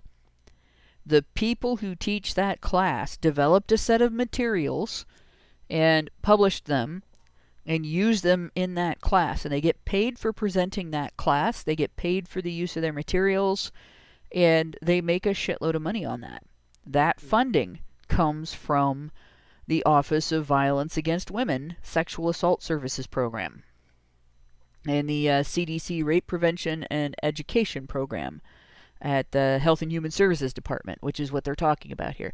So they're basically demanding funding for feminist programs that gender studies graduates get jobs in. So it's money laundering, really. Basically. And it's money laundering using an issue that is not gendered, that women are not the only victims of this. We know that a high percentage, about half of rape victims are male. And we know that pretty close to half, in comparison to what feminists will tell you, of perpetrators are female. And there is some evidence that more than half of perpetrators are female, particularly if the victim is underage. So there's something to consider. They're using women for this, but actually it's a genderless issue again. Yeah. And Right. the thing about this is that even though, well, and who's to say that men wouldn't also need childcare? But really, women are the ones that need the childcare, right? It really feels like they're gearing this towards the women, because imagine being a man stepping up and saying, hey, I'm a victim of sexual assault and I might need some housing and some assistance with some food. Am I going to take priority over a woman who also claims to be a victim, but has kids and is trying to fight some legal battle? You know what I mean? No. This is clearly not at least the impetus and behind them asking for money for the funding for this is not to help men, even though this is a genderless issue. It's clearly meant to be for the women's. Yep. So Tree Surgeon wants to know where the evidence is. Look in the Bureau of Justice statistics, where they report on perpetration of sexual misconduct in the prison system, both the juvenile and adult prison systems. And you will find that when it's staff misconduct, although less than half of staff are women, in particular, we know in the juvenile system, and this is consistent throughout the United States and Canada, over 90% of perpetration is done by women. When inmates report staff sexual misconduct. And in the adult prison system, the same thing is true. The overwhelming majority of perpetration is female perpetrators, despite them being a minority of employees. But to add insult to injury, the system treats this as a condition imposed on the staff by the inmates. That the inmates, by being sexually exploited by staff, are victimizing the staff that are exploiting them in their prison situation where they can't leave. Yeah, Starless Sky, that's a good way to put it. It's their captive Tinder. Only on Tinder, the other person can swipe, I don't know whether it's left or right, whichever's the direction that you go when you're like, nah, not this one. In the prison system, you don't get an option. You're incarcerated. They can retaliate if you turn them down, right? So, and you don't want to be retaliated against for that by a woman, I can tell you that. It is a horrible experience. And I'm not even going to discuss it. So, but in any case, yeah, so we're looking at funding for what is, again, money laundering. And yeah, victim blaming, they don't have no problem victim blaming men. But we're going to skip this stuff about, race and LGBTQ stuff because we've kind of touched on that before. Pathways to healing and safety for women and girls is redundant. Policies and practices that secure sustainable, safe, affordable, accessible housing for survivors because they need it more than everybody else. Also redundant. But this one really got my goat. Reduce homicides. Oh. Well, that's wow. definitely a men's issue, right? I mean, the overwhelming majority of homicide victims are men. I would love to know how they propose that Congress does this. How does Congress supposed to reduce homicide? Well, see, they want that tough guy Graham to follow everyone around, and when someone tries to kill you, he's going to step in and be so tough that they'll run away. Ah, got it. Or you can choose, somebody else like AOC, like walk with AOC, and if somebody is going to try to kill you, she can do the scanner stare at them, and they'll be so terrified that their head is going to explode that they'll run away. But seriously, so this is reduce homicides. You would assume, you would expect that this paragraph is going to be about the egregious problems that contribute to the growing issue of male-on-male violence. Like they're and this is something that, when I talk about this, I'm not labeling it male violence out of hand. It's not male violence, it's male-on-male violence for resources. But what do the men that do this for the most part, what do they try to obtain with those resources? What do they try to increase in their lives with those resources? Well, their ability to get laid, right? Bitches and hoes, right? So, yeah, like most of the culture, most of the cultural media, the entertainment, the music, all that comes out of the phenomena that lead to the largest number of violent crimes against men is glorifying the ability to get laid by a woman. Yep. Like their goal, their entire goal in life is increasing their sexual prowess, their sexual desirability. It's not just living a life of luxury. Like, the life of luxury is nice, but it's to attract the bitches and hoes, right? You're not after just the dollars. You're not after just the hot tub. You're not after just the nice clothes, just the nice car. That's all to attract a partner. But what is this paragraph actually about? An abuser's access to a firearm increases the risk of intimate partner homicide fivefold. The 118th Congress should fully close the dating partner loophole by prohibiting respondents to dating violence protective orders from possessing firearms or ammunition, and close the stalking loophole by prohibiting individuals convicted of a misdemeanor crime of stalking from possessing firearms. Oh my god! Oh my god! Now, I just want to say, VAWA already does that.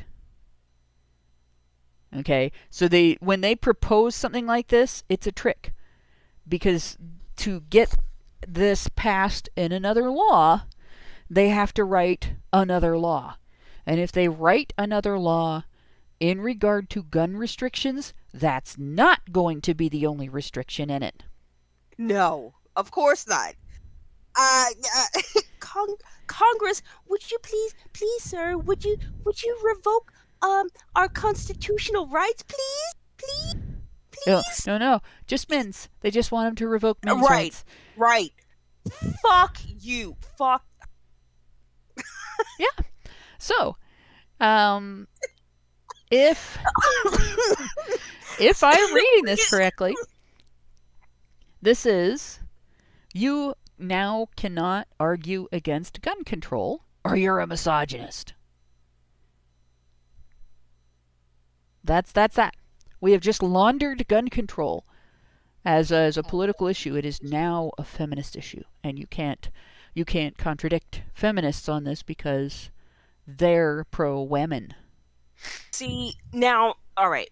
And so this is coming off the heels of the video that you did in response to that country music song, Yeah. "Wait in the Truck," right? She gonna wait in the truck. Yep. Um, well, so I wonder how the women in that comment section of that video would feel about, you know, reducing someone's ability to own a fire. I really don't think that they really be in favor of their man not having a gun to go and carry out vigilante justice on another person. They'd be perfectly fine with a firearm in that situation, right? When a man is then using this power to defend her honor, right? Yeah. Right? Defend her, and that is her honor that he's defending, because you think about it. Now, granted, in that situation, most people would not pick up some stranger on the street. Like, I'm sorry, but when I first saw the beginning of that video, all right, I mean, I have read and listened to a gazillion creepypasta stories that start out with a guy driving along and suddenly they're in a storm, and suddenly there's a woman in the middle of the road out in the rain. Okay? Yeah. And, you know, usually she's either a vengeful spirit or an evil spirit. Like, you don't do that. You don't pick up that lady, because either she's going to drown you, she's going to make your car go off the road, or she's going to try to eat you while you're driving. Face first. Yeah. Or throat first. You know, something along those lines. Like, or you're going to be driving along and she vanishes from the car. Like, that's what the story starts out with, a woman standing in the middle of the road during a storm. That, like, but I think that guy was trying to capitalize on the popularity of "And the Thunder Rolls." Of, you know, like, then that song, like, the song was well intentioned. Most people are only aware of the tiny percentage of domestic violence that involves a man who unilaterally perpetrates due to his own personality dysfunction, like things that he has become in his life that are not normal masculine traits, right? So most people don't really have a good level of awareness of the type of domestic violence where the woman starts the fight by hitting first, and then if it's two-way, you know, a lot of times that it's because the woman doesn't allow the man to walk away, you know, from the conflict, but keeps pursuing him until he hits back. Right. And you know, you also have the higher percentage of one-way violence, which is female only perpetrated, where the guy doesn't. And in those circumstances, you know, sometimes it's a guy with a superior level of self-control. Sometimes it's a woman with an inferior level of capacity for violence. And sometimes it's just he's so afraid of the consequences, or she's capable of stopping herself after the initial violence. She never gets really bad. But most of the time, I think it's just men's self-control, men's level of self-control. But this wait in the truck is like... So when I was growing up, there was a restaurant in Lima that I loved to go to called the Cupie. It was a really, you know, great burgers, great everything. And I particularly loved going there, to the point where when I got a job in Lima and I worked around the corner from the Cupie, I literally ate there every day for 6 months. Totally gave myself digestive issues from eating beef for lunch every single day. But still, it was that good, right? And there's a chain, everybody knows it, Wendy's, that was inspired by that restaurant. It was, I think, inspired by one of the Cupies in Michigan. And Michiganders will know what I'm talking about when I say those are some of the best burgers out there. But unfortunately, you know, when you look at Wendy's, like most people might consider them to be a better burger than, say, McDonald's. They're definitely bigger and they're definitely juicier and so on. But if you grew up with the Kewpie, Wendy's is as good as they are, a sad, sorry, dried out imitation. And honestly, the Thunder Rolls is stereotypical. It's cheesy. It's intended to draw attention to an issue. It's preachy, but it's not. It's not a great song, but it's passable as country music. And it resonated with people because of their understanding of domestic violence through that lens, right? And that, right or wrong, it actually had its place. It's definitely not my favorite song. I can tell you that right now. But Wait in the Truck is a sad, sorry, dried out imitation. Yeah. It was even more tropey, even more stereotypical, even more full of bullshit. It has to be, like, I thought that the country song I would hate the most for my whole life, for an odd reason, was Achy Breaky Heart. Nope. This song, like, blows that out of the water. That it's like a nuclear bomb blasting the water, sky high, for how much different Wait in the Truck is in comparison to other country music. That song pisses me off so much. And the video. So, and that's the thing. Reduce homicides, okay? So that is unequivocally, undeniably a men's issue. And the methodology needed to reduce violence is unequivocally, undeniably a men's freedom issue. Yeah. Right? A taxpayer issue, which is a men's issue. A father's rights issue. Right? And a criminal justice issue, which is a men's issue. Because we also have our criminal justice system cultivates dysfunction and leads to a higher crime rate, and then punishes men for being programmed within the system starting during their boyhood to not be able to do better. So the murder rate in the United States is largely a result of government interference in families and men's freedom.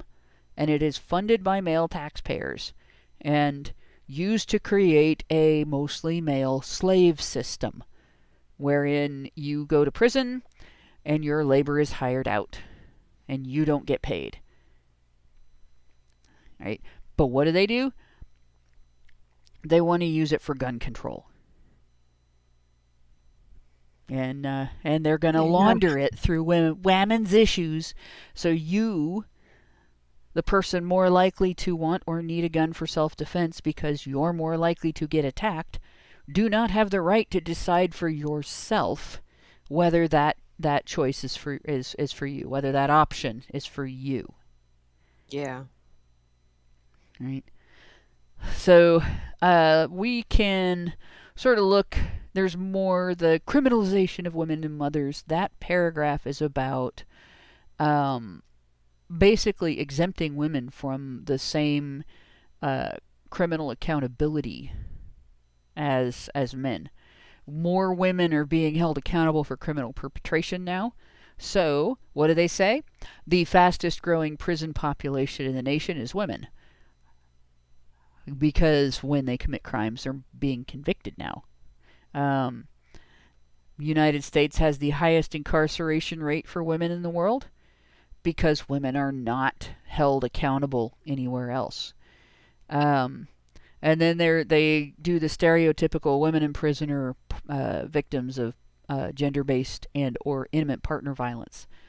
Mm-hmm. They don't look into whether any of the men in prison are. You know, they really didn't want to look into sexual abuse of men in prison. And then they do the same thing, the Crimes Victim Fund. Right? So the Crime Victims Fund, one problem with it is this. If you pay people to be crime victims, you will have more people reporting crimes that never happened. Exactly. And now there's funding for systems that, like, you got to get out of the home of your abuser. Like you're living in a home with someone and they're beating you, and you need someplace else to live. You go stay at a shelter. That's reasonable, right? But we're also going to give you a few $1,000s to spend. Why? Mm-hmm. You're in a shelter. You do not need housing paid for. Your food is covered and everything. They can help you get back on your feet, getting gainful employment, and then move into an apartment and so on. You do not need a payment. A payment does nothing. Like it just, like you might use it for things, obviously, but it's not necessarily part of your recovery. No, exactly. You know, and on top of which, you know, you give people money, they will find ways to waste it. You know, it doesn't necessarily help people out of their situation, because people tend to, especially people who are in need of money, will spend that money on things that don't necessarily, they might make them feel better in the short term, but Yeah. don't actually help them get out of their situation in the long term. People are more careless with money they're handed than money they had to work for. Exactly. You know, it's just like all, you know, these stimulus checks that have been just ladled upon society these past couple of years with the coup thing, and Yeah. you know, for understandable reasons, because they decided to shut our economy down. So of course they placated people by printing more money and making us believe that it was really help, even though what they're really doing is whittling away your pensions. No. Yep. They're taking out of your pocket to pay, you know, well, essentially to pay liars. You know, like that's because it's not just people who actually are crime victims. It's people who claim to be crime victims. Right. So there you go. We are robbing Peter to pay Polsky.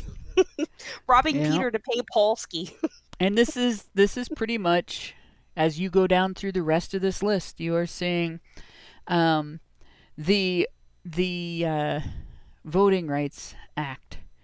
Of, you know, you're seeing the attack on voter registration. So the idea that, like, and on voter ID and so on, they want to modernize voter registration, but their method includes, like, people registering online, where they wouldn't necessarily be able to confirm their identity. People going to door and collecting registrations, where you can't necessarily confirm that they confirm the identity. You know, like when I took my son to register to vote, they already had him in the system because he had filled out his selective service registration, and that automatically registered him to vote. Wow. I kind of looked at that and I'm like, on one hand, yes, that's good that he's registered to vote now. On the other hand, and there was confirmation of ID, but on the other hand, it's less secure when you do that. And they probably figured that nobody's going to register for selective service with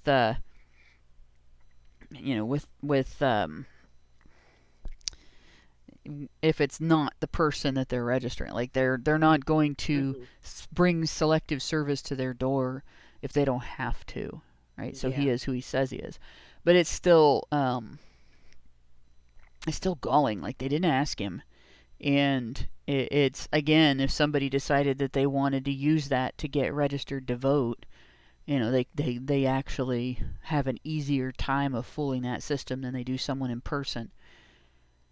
Right? And then you have,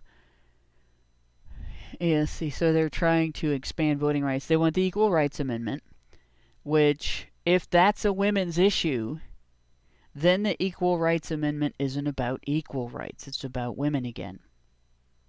And they're going further with it by, women of color, LGBTQ, blah, blah, blah. Expand non-discrimination laws, but let me guess, not to include single white men. No, of course not. Confirm a representative judiciary with judges committed to equal justice for all. So this one's about court packing. It's just have a guy on my team. Diversity in the courts. Right. My opinion deserves representation on that goddamn Supreme Court panel. So gotta get that. What's that black guy? What is it? He's conservative. Get him the fuck out of here. He's not diverse enough. Nope, we need a because gender he's not queer. communist. Right. And that is the whole goal. It's all about socialism. It's all about redistributing the wealth that we work for into the hands of the pockets of, and not even women, just the organizations that claim to represent them. Exactly. But not even that. All right, so the organizations get their share, right? So you give this money to these people to spend on their housing, right? Well, who gets the money from the housing, right? Who owns the housing that is taking this welfare money from this government, right? It's so grifters. Much bigger than that. Yeah, it's the layers are just unbelievable. And again, all you have to do is follow the money. And the people. Well, I'll give you one thing on this. Like, most of the people that I run into that think landlords are all evil predators that keep people in unsafe and unsanitary and inhuman living conditions. All the people I run into that have that opinion have lived in Section 8 housing. Mm-hmm. Government funded housing. Yep. Right. Exactly. So this tax money that they're extorting from you is going right back into the coffers of the very same government who took it from you in the first place. Yep, pretty much. That is essentially the whole situation for when it comes to government funding of anything. There's a cycle. And that cycle goes from the government to the directly to or on behalf of the citizen that does not earn enough to pay his own way, which is really her own way, back into the hands of maybe a middleman organization or owner of a property or something like that, and straight back to the government. And when it goes, or to politicians in the form of kickbacks. And it is a giant money laundering scheme. And it's your money. And they do this again. We have the Bar Act. And this is, millions of individuals are denied access to health care and basic economic supports because of their immigration status. Lift the Bar Act. The Lift the Bar Act would update eligibility standards of federal assistance programs. But it doesn't say how, because what they're arguing for there is to use your tax dollars to pay for health care for people who have entered the United States illegally. Yep. But you don't get your health care paid for. expand access to healthcare services for immigrants by passing the Heal for Immigrant Families Act, ensuring access to Medicaid. So they're wanting to put immigrants who do not have citizenship on Medicaid. And then they're saying strengthen implementation of VAWA. Now let's and this is visa protections. All right. So if you marry someone from another country, this is they marry you for a green card. They get their green card. They divorce you. They claim that you abused them, and they get to keep the green card. Right? That's what that is. And if you marry somebody for a green card and then you divorce them without alleging abuse, you lose the green card. Mhm. Right? So this act incentivizes. Sorry, guys. I don't know why my nose is going ballistic, but it is packed and I'm having trouble speaking. But this It's a act day. incentivizes allegations of abuse to be made by immigrants against citizen partners in order to remain in the country after breaking up the relationship they used to get into the United States.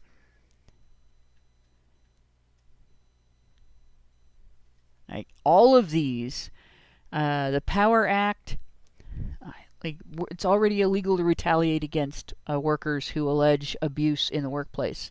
So that this has to have other things in it, right? Gender justice.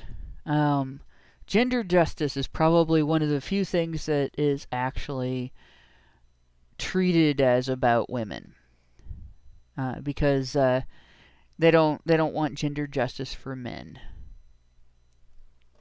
But what they're basically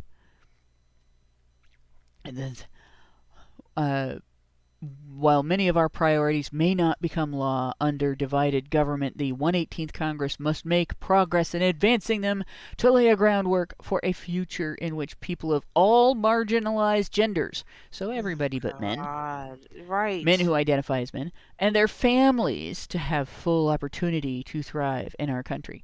And that's the end of it. But as we went through this, and I know we skipped a lot, we summarized a lot, but the underlying theme here isn't things that where women are uniquely disadvantaged. It isn't areas where women's needs have changed and things need to be updated to address them specifically for women. It is a wish list for a political faction that is using femininity, putting femininity on these issues like a skin, like a gaming skin. Like, we're going to play as a feminist today. Like, we're going to go talk to Congress, but we're going to play as a feminist today. We're still, everything about the character is still the same. It's still just our political faction's wish list. Has absolutely nothing to do with women or feminism. Most of it is completely non-gendered in the type of issue that it's our take on that issue, you know. But we're gonna cosplay as wominists, Right. so that when you argue back and say, you know, this isn't a good way to handle this issue, we can just say, well, you're a misogynist, so you can't have that argument. Like kryptonite. Jeez. This is the biggest issue in politics right now. Yeah. The biggest issue in politics, that it is feasible to use womanism, feminism. We're arguing on behalf of women, so you can't argue back. Like, as a way of pushing through legislation. Gynocentrism is deadly. Gynocentrism is dangerous. It is an attack on your freedom. It is an attack on your life.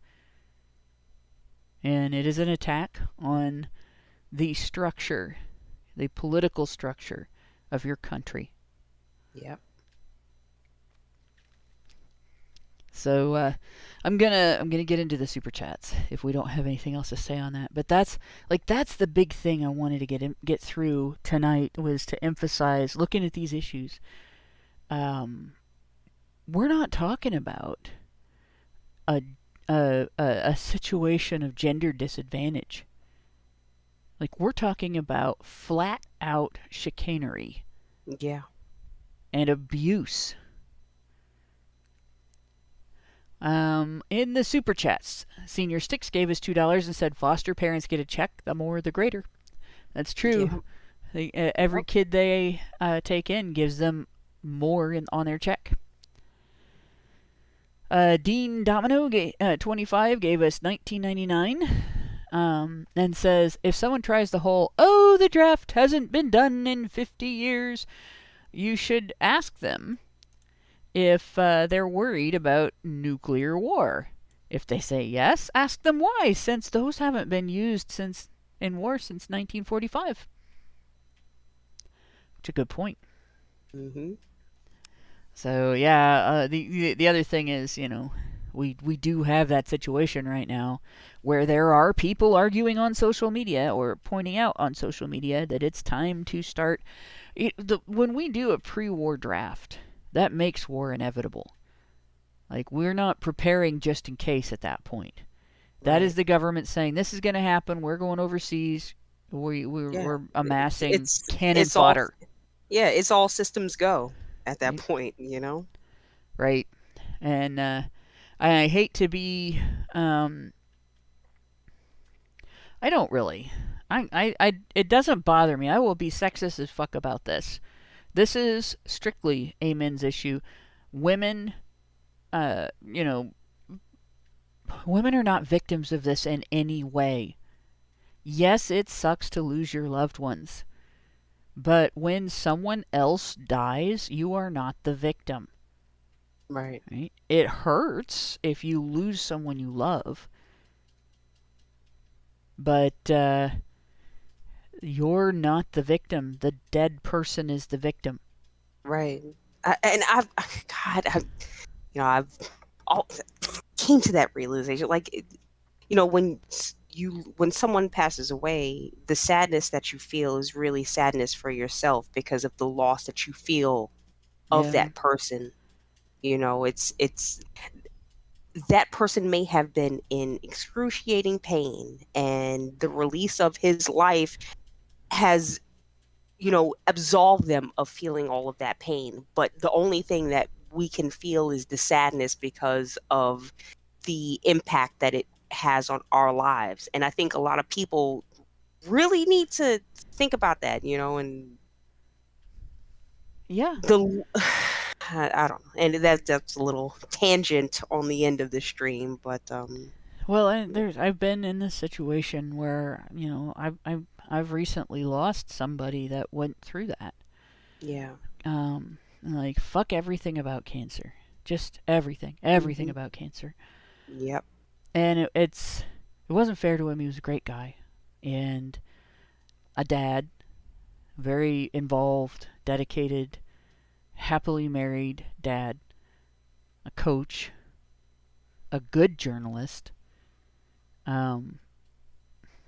lifelong friend, and probably up in heaven with my dad right now doing a interview and photo shoot with Johnny Bench, because they used to hang out. And it's heartbreaking to lose somebody that young. I'm older than he was. But the pain that cancer inflicts on people at the stages that it had hit in his situation is unbelievable.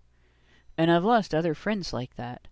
One week she was normal.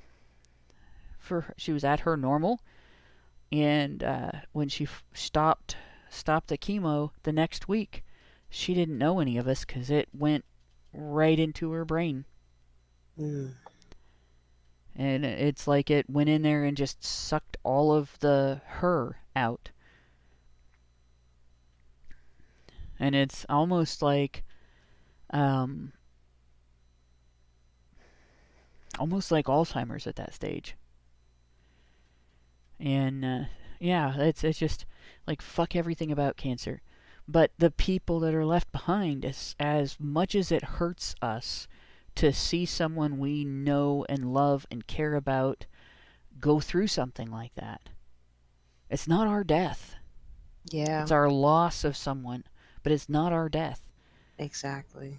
And when someone has to go to war, not because their country has been attacked, not because they are defending themselves and their families, but because someone in government wants to make some money, wants to throw their weight around, exercise some power, they get yanked out of their home and their lives and their goals and everything, and sent to some foreign country, dropped into a war zone, and told, well, we hope you survive, but if you don't, sorry, we'll honor you.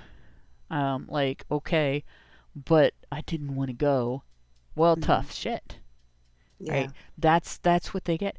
And that is a level of victimization that women don't have anything to compare to. Nothing. Yeah. We get treated that way under no circumstances. Mm-mm. None. And if anybody wants to speak up and holler rape, bullshit. Absolute bullshit. It's a horrible thing to have happen to you, but it's nothing in comparison to that. Yeah. Yep.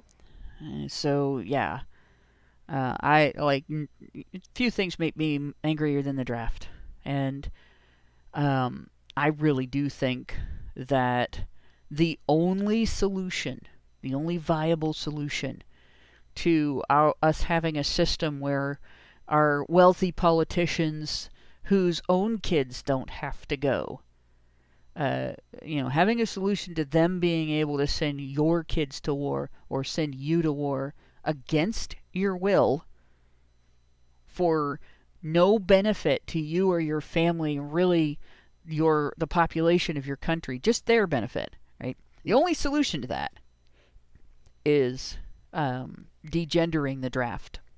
Mm-hmm. Because they'd be less likely to do it. They'd be more reticent to do it if they had to take the women out of people's homes and send them. Michael Emmerich. Oh, did you want to add? No, I was just gonna say, with if the military is now accepting transgender people, yeah, then who the lines are now blurred. So why not? Yep, female identified. Why not biological women? Yep. Or are we not equal? Exactly. Like today we're talking about the draft, not pay, so nope, not equal. Yeah, there we go. I just cosplayed feminism. Michael Emmerich Windberg. Yep, that says Windberg. Gave us $5 in the Super Chow channel and said ultimately when taxes are used for child support, everybody's the baby daddy. And yeah, that's basically it. Reminds me of one of Louis Lavau's rants. I'm acting like I'm her boyfriend, but I'm not. It's forced transfer from one side to the other. And in all honesty, I'll put my chips into betting that the harem guards felt the same way. Yeah. And, it would suck being a harem guard. If I understand correctly, to become a harem guard, you had to become a eunuch so that you couldn't, sample the merchandise. Avail yourself. Yes. Yeah. So that's, yeah. And honestly, to become a baby daddy, there's almost an equivalent in you lose all your legal power, you lose your social standing, and you lose a huge chunk of your finances. It's not physical castration, It's social castration. Exactly. And then we have Meredith G gave us $5 and said, HBR Talk 251, honey for the badgers. Scapegoat gave us $5 and said, for what it's worth, I put my stimmy checks immediately into savings. My mother, on the other hand, spent hers, then eventually spent mine. That's a woman for you. Yep. So when I worked at the gas station, we didn't get, during the Obama administration, the kind of stimulation pay that we got during Wasn't it something? It was something COVID. like $300 or $500. Yeah, we got It was and, really small. and it was added as a tax credit. So if you were heavily taxed, you didn't get it because it just was eaten by your tax bill, right? Yep. But the child tax credit, on the other hand, like women who had multiple children with a baby daddy they weren't married to, who made enough money to be like in the middle of the income bracket that's eligible for the child tax credit. There were 2 women that I worked with who got tax refunds that were equal to about about a third, almost half actually, of our annual pay. Oh God. Now our annual pay was waiting, not huge.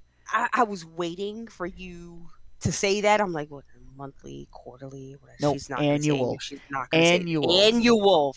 Fuck me. Right? Please, fuck me so I can have a kid so I can get this goddamn child tax credit. Right. Holy shit, bro. Now, I listen to these women complain about their bills and their living situation and not being able to afford to move out of this neighborhood, not being able to afford to get their car fixed all year before they got this tax credit, right? So you just got enough to buy not just a decent used car, but an exceptional used car from a dealership. Mm-hmm. Excellent condition used car from a dealership, right? You just got more than I'm going to pay in rent at my apartment complex in a whole year. A year's worth of rent money. And that should solve your problem, right? Got a big screen TV. Makes me got sick. bunch of gadgets for the house, like the latest, greatest, next best countertop cooking gadget. Did not get the car fixed. Did not move out of the high crime neighborhood. Did not pay off the credit card bills. Declared bankruptcy. Like, in all seriousness. In your name, for the taxes that you paid, got thousands of dollars, right? Almost, like I said, almost half of our annual income. Our annual income was really not great. I mean, it was a gas station, but that's still unbelievable. Like, almost makes it, like another job. Like having a little part-time job on the side. Right. Just popping out babies and extorting men for child support. And you can re-up every year. Right? Jesus. Yeah. And I was just... you can't even say anything. Like, what can you say? You like, why didn't you do this? Why didn't you do that? Why didn't you actually just take your car and get it fixed? You said it was only going to cost like $1,500. You got multiple times that, but you bought a big screen TV instead. Yeah. You have got to be kidding me. Yeah. And that's why people remain in poverty their whole lives. Yep. Not everybody. Like, some people remain in poverty their whole lives because they get injured and they're disabled, and disability payments are just barely enough to get by. And that's just the way it is. Some people remain in poverty their whole lives because they have a lot of bad luck, and every time they try to save up, something happens. But a lot of people remain in poverty their whole lives because every time they get a windfall, they blow it instead of investing it in their lives. And that's the situation. Let's see. We got Teflon Soul gave us $25. HBR Talk 251. Got a bonus at work, so spending an extra dono. Also, it's interesting how some on the left, like these letter writers, seem to think we're already in a post-scarcity world. If only things were done right, that is. Yeah. Right. We are we are in a post-sensibility world. Like, that's the sad thing. We are in a post-common sense world. It's gone. It's gone. And we have to get it back, or we're going to be in a post-humanity world. Yeah, well, exactly. But that's the goal. You have to remove people's sense and sensibilities so you can turn them into robots and slaves for the system. Yep, slaves to the system. And serfdom, same thing, different government. That's basically what we're looking at now. Serfdom, and an enforcement of serfdom on the general public through laws that are passed with the charge of misogyny used as a shield against criticism. But that, I think, is pretty much our whole show. I recommend checking out honeybadgerbrigade.com. Obviously, the first thing you'll see is the post for this. But if you, what we talked about earlier, that video I made about the song Wait in the Truck, about a half-hour long video, like 5-minute song, 30-minute rant. You'll understand when you hear it. If you haven't seen it yet, it is currently the second post in the blog roll. I would love to hear from more people commenting on it. I've answered some of the comments, and the transcript is in that post, and the video is in that post. Or it's also on avoiceformen.com. There's not really a whole lot of comments on that article. And I know it's been linked in Reddit too. So I would like to hear from other people in the movement. Just what you think of the points that I made, and if you agree with me on the song itself and the treatment of male violence as a male flaw, and at the same time a debt that men owe women. Right. Because that's essentially the theme of the video, that the hypocrisy of and exploitation of simultaneously condemning men for engaging in any form of violence and then demanding that they do it at the drop of a woman's tear. Yeah. So it's really a difficult thing to try to remove a man from this idea that he's got to protect women at every cost, because it's just the right thing to do. But I think a lot of these guys just are not aware of what actually happens when they act that out in real life. Yeah. Well, and on top of that, like, why is it his responsibility if she's a stranger? And and this is something else I've said quite a bit, right? Women told men, we're strong and independent, we don't need you. We like a fish needs a bicycle, right? Yep. Until a woman gets herself in trouble, and then all of a sudden, where are all the men? Right. Or it snows and she's got to shovel the fucking driveway. Yep. Here, you take this shovel. You take the shovel. Yeah. Don't take the shovel, guys. It's her mess. Let her clean it up. It's her load to bear. Right. Yeah. Especially if she could have prevented it and chose not to. Yeah, exactly. So, and then like I said, I really would love to hear people's comments. So with that, I'll stop self-plugging, and because I'm not really good at it, and I will close out the show. So there's no Rumble rants, and I think I gave the last super chat. I don't think we got any further super chats after that last one. So that's all of everybody's comments. And thank you all for listening. Thanks, Lauren, for sticking out this long and spicy sausage with me. And thanks to everybody who works in the background to make HBR Talk happen. And good night, all. Yeah. Men's rights activists are okay? They are literal machines. They are talking point machines. They are impossible to fucking deal with, especially if you have like a couple dudes who have good memory on top of that too. Holy shit, you're fucked.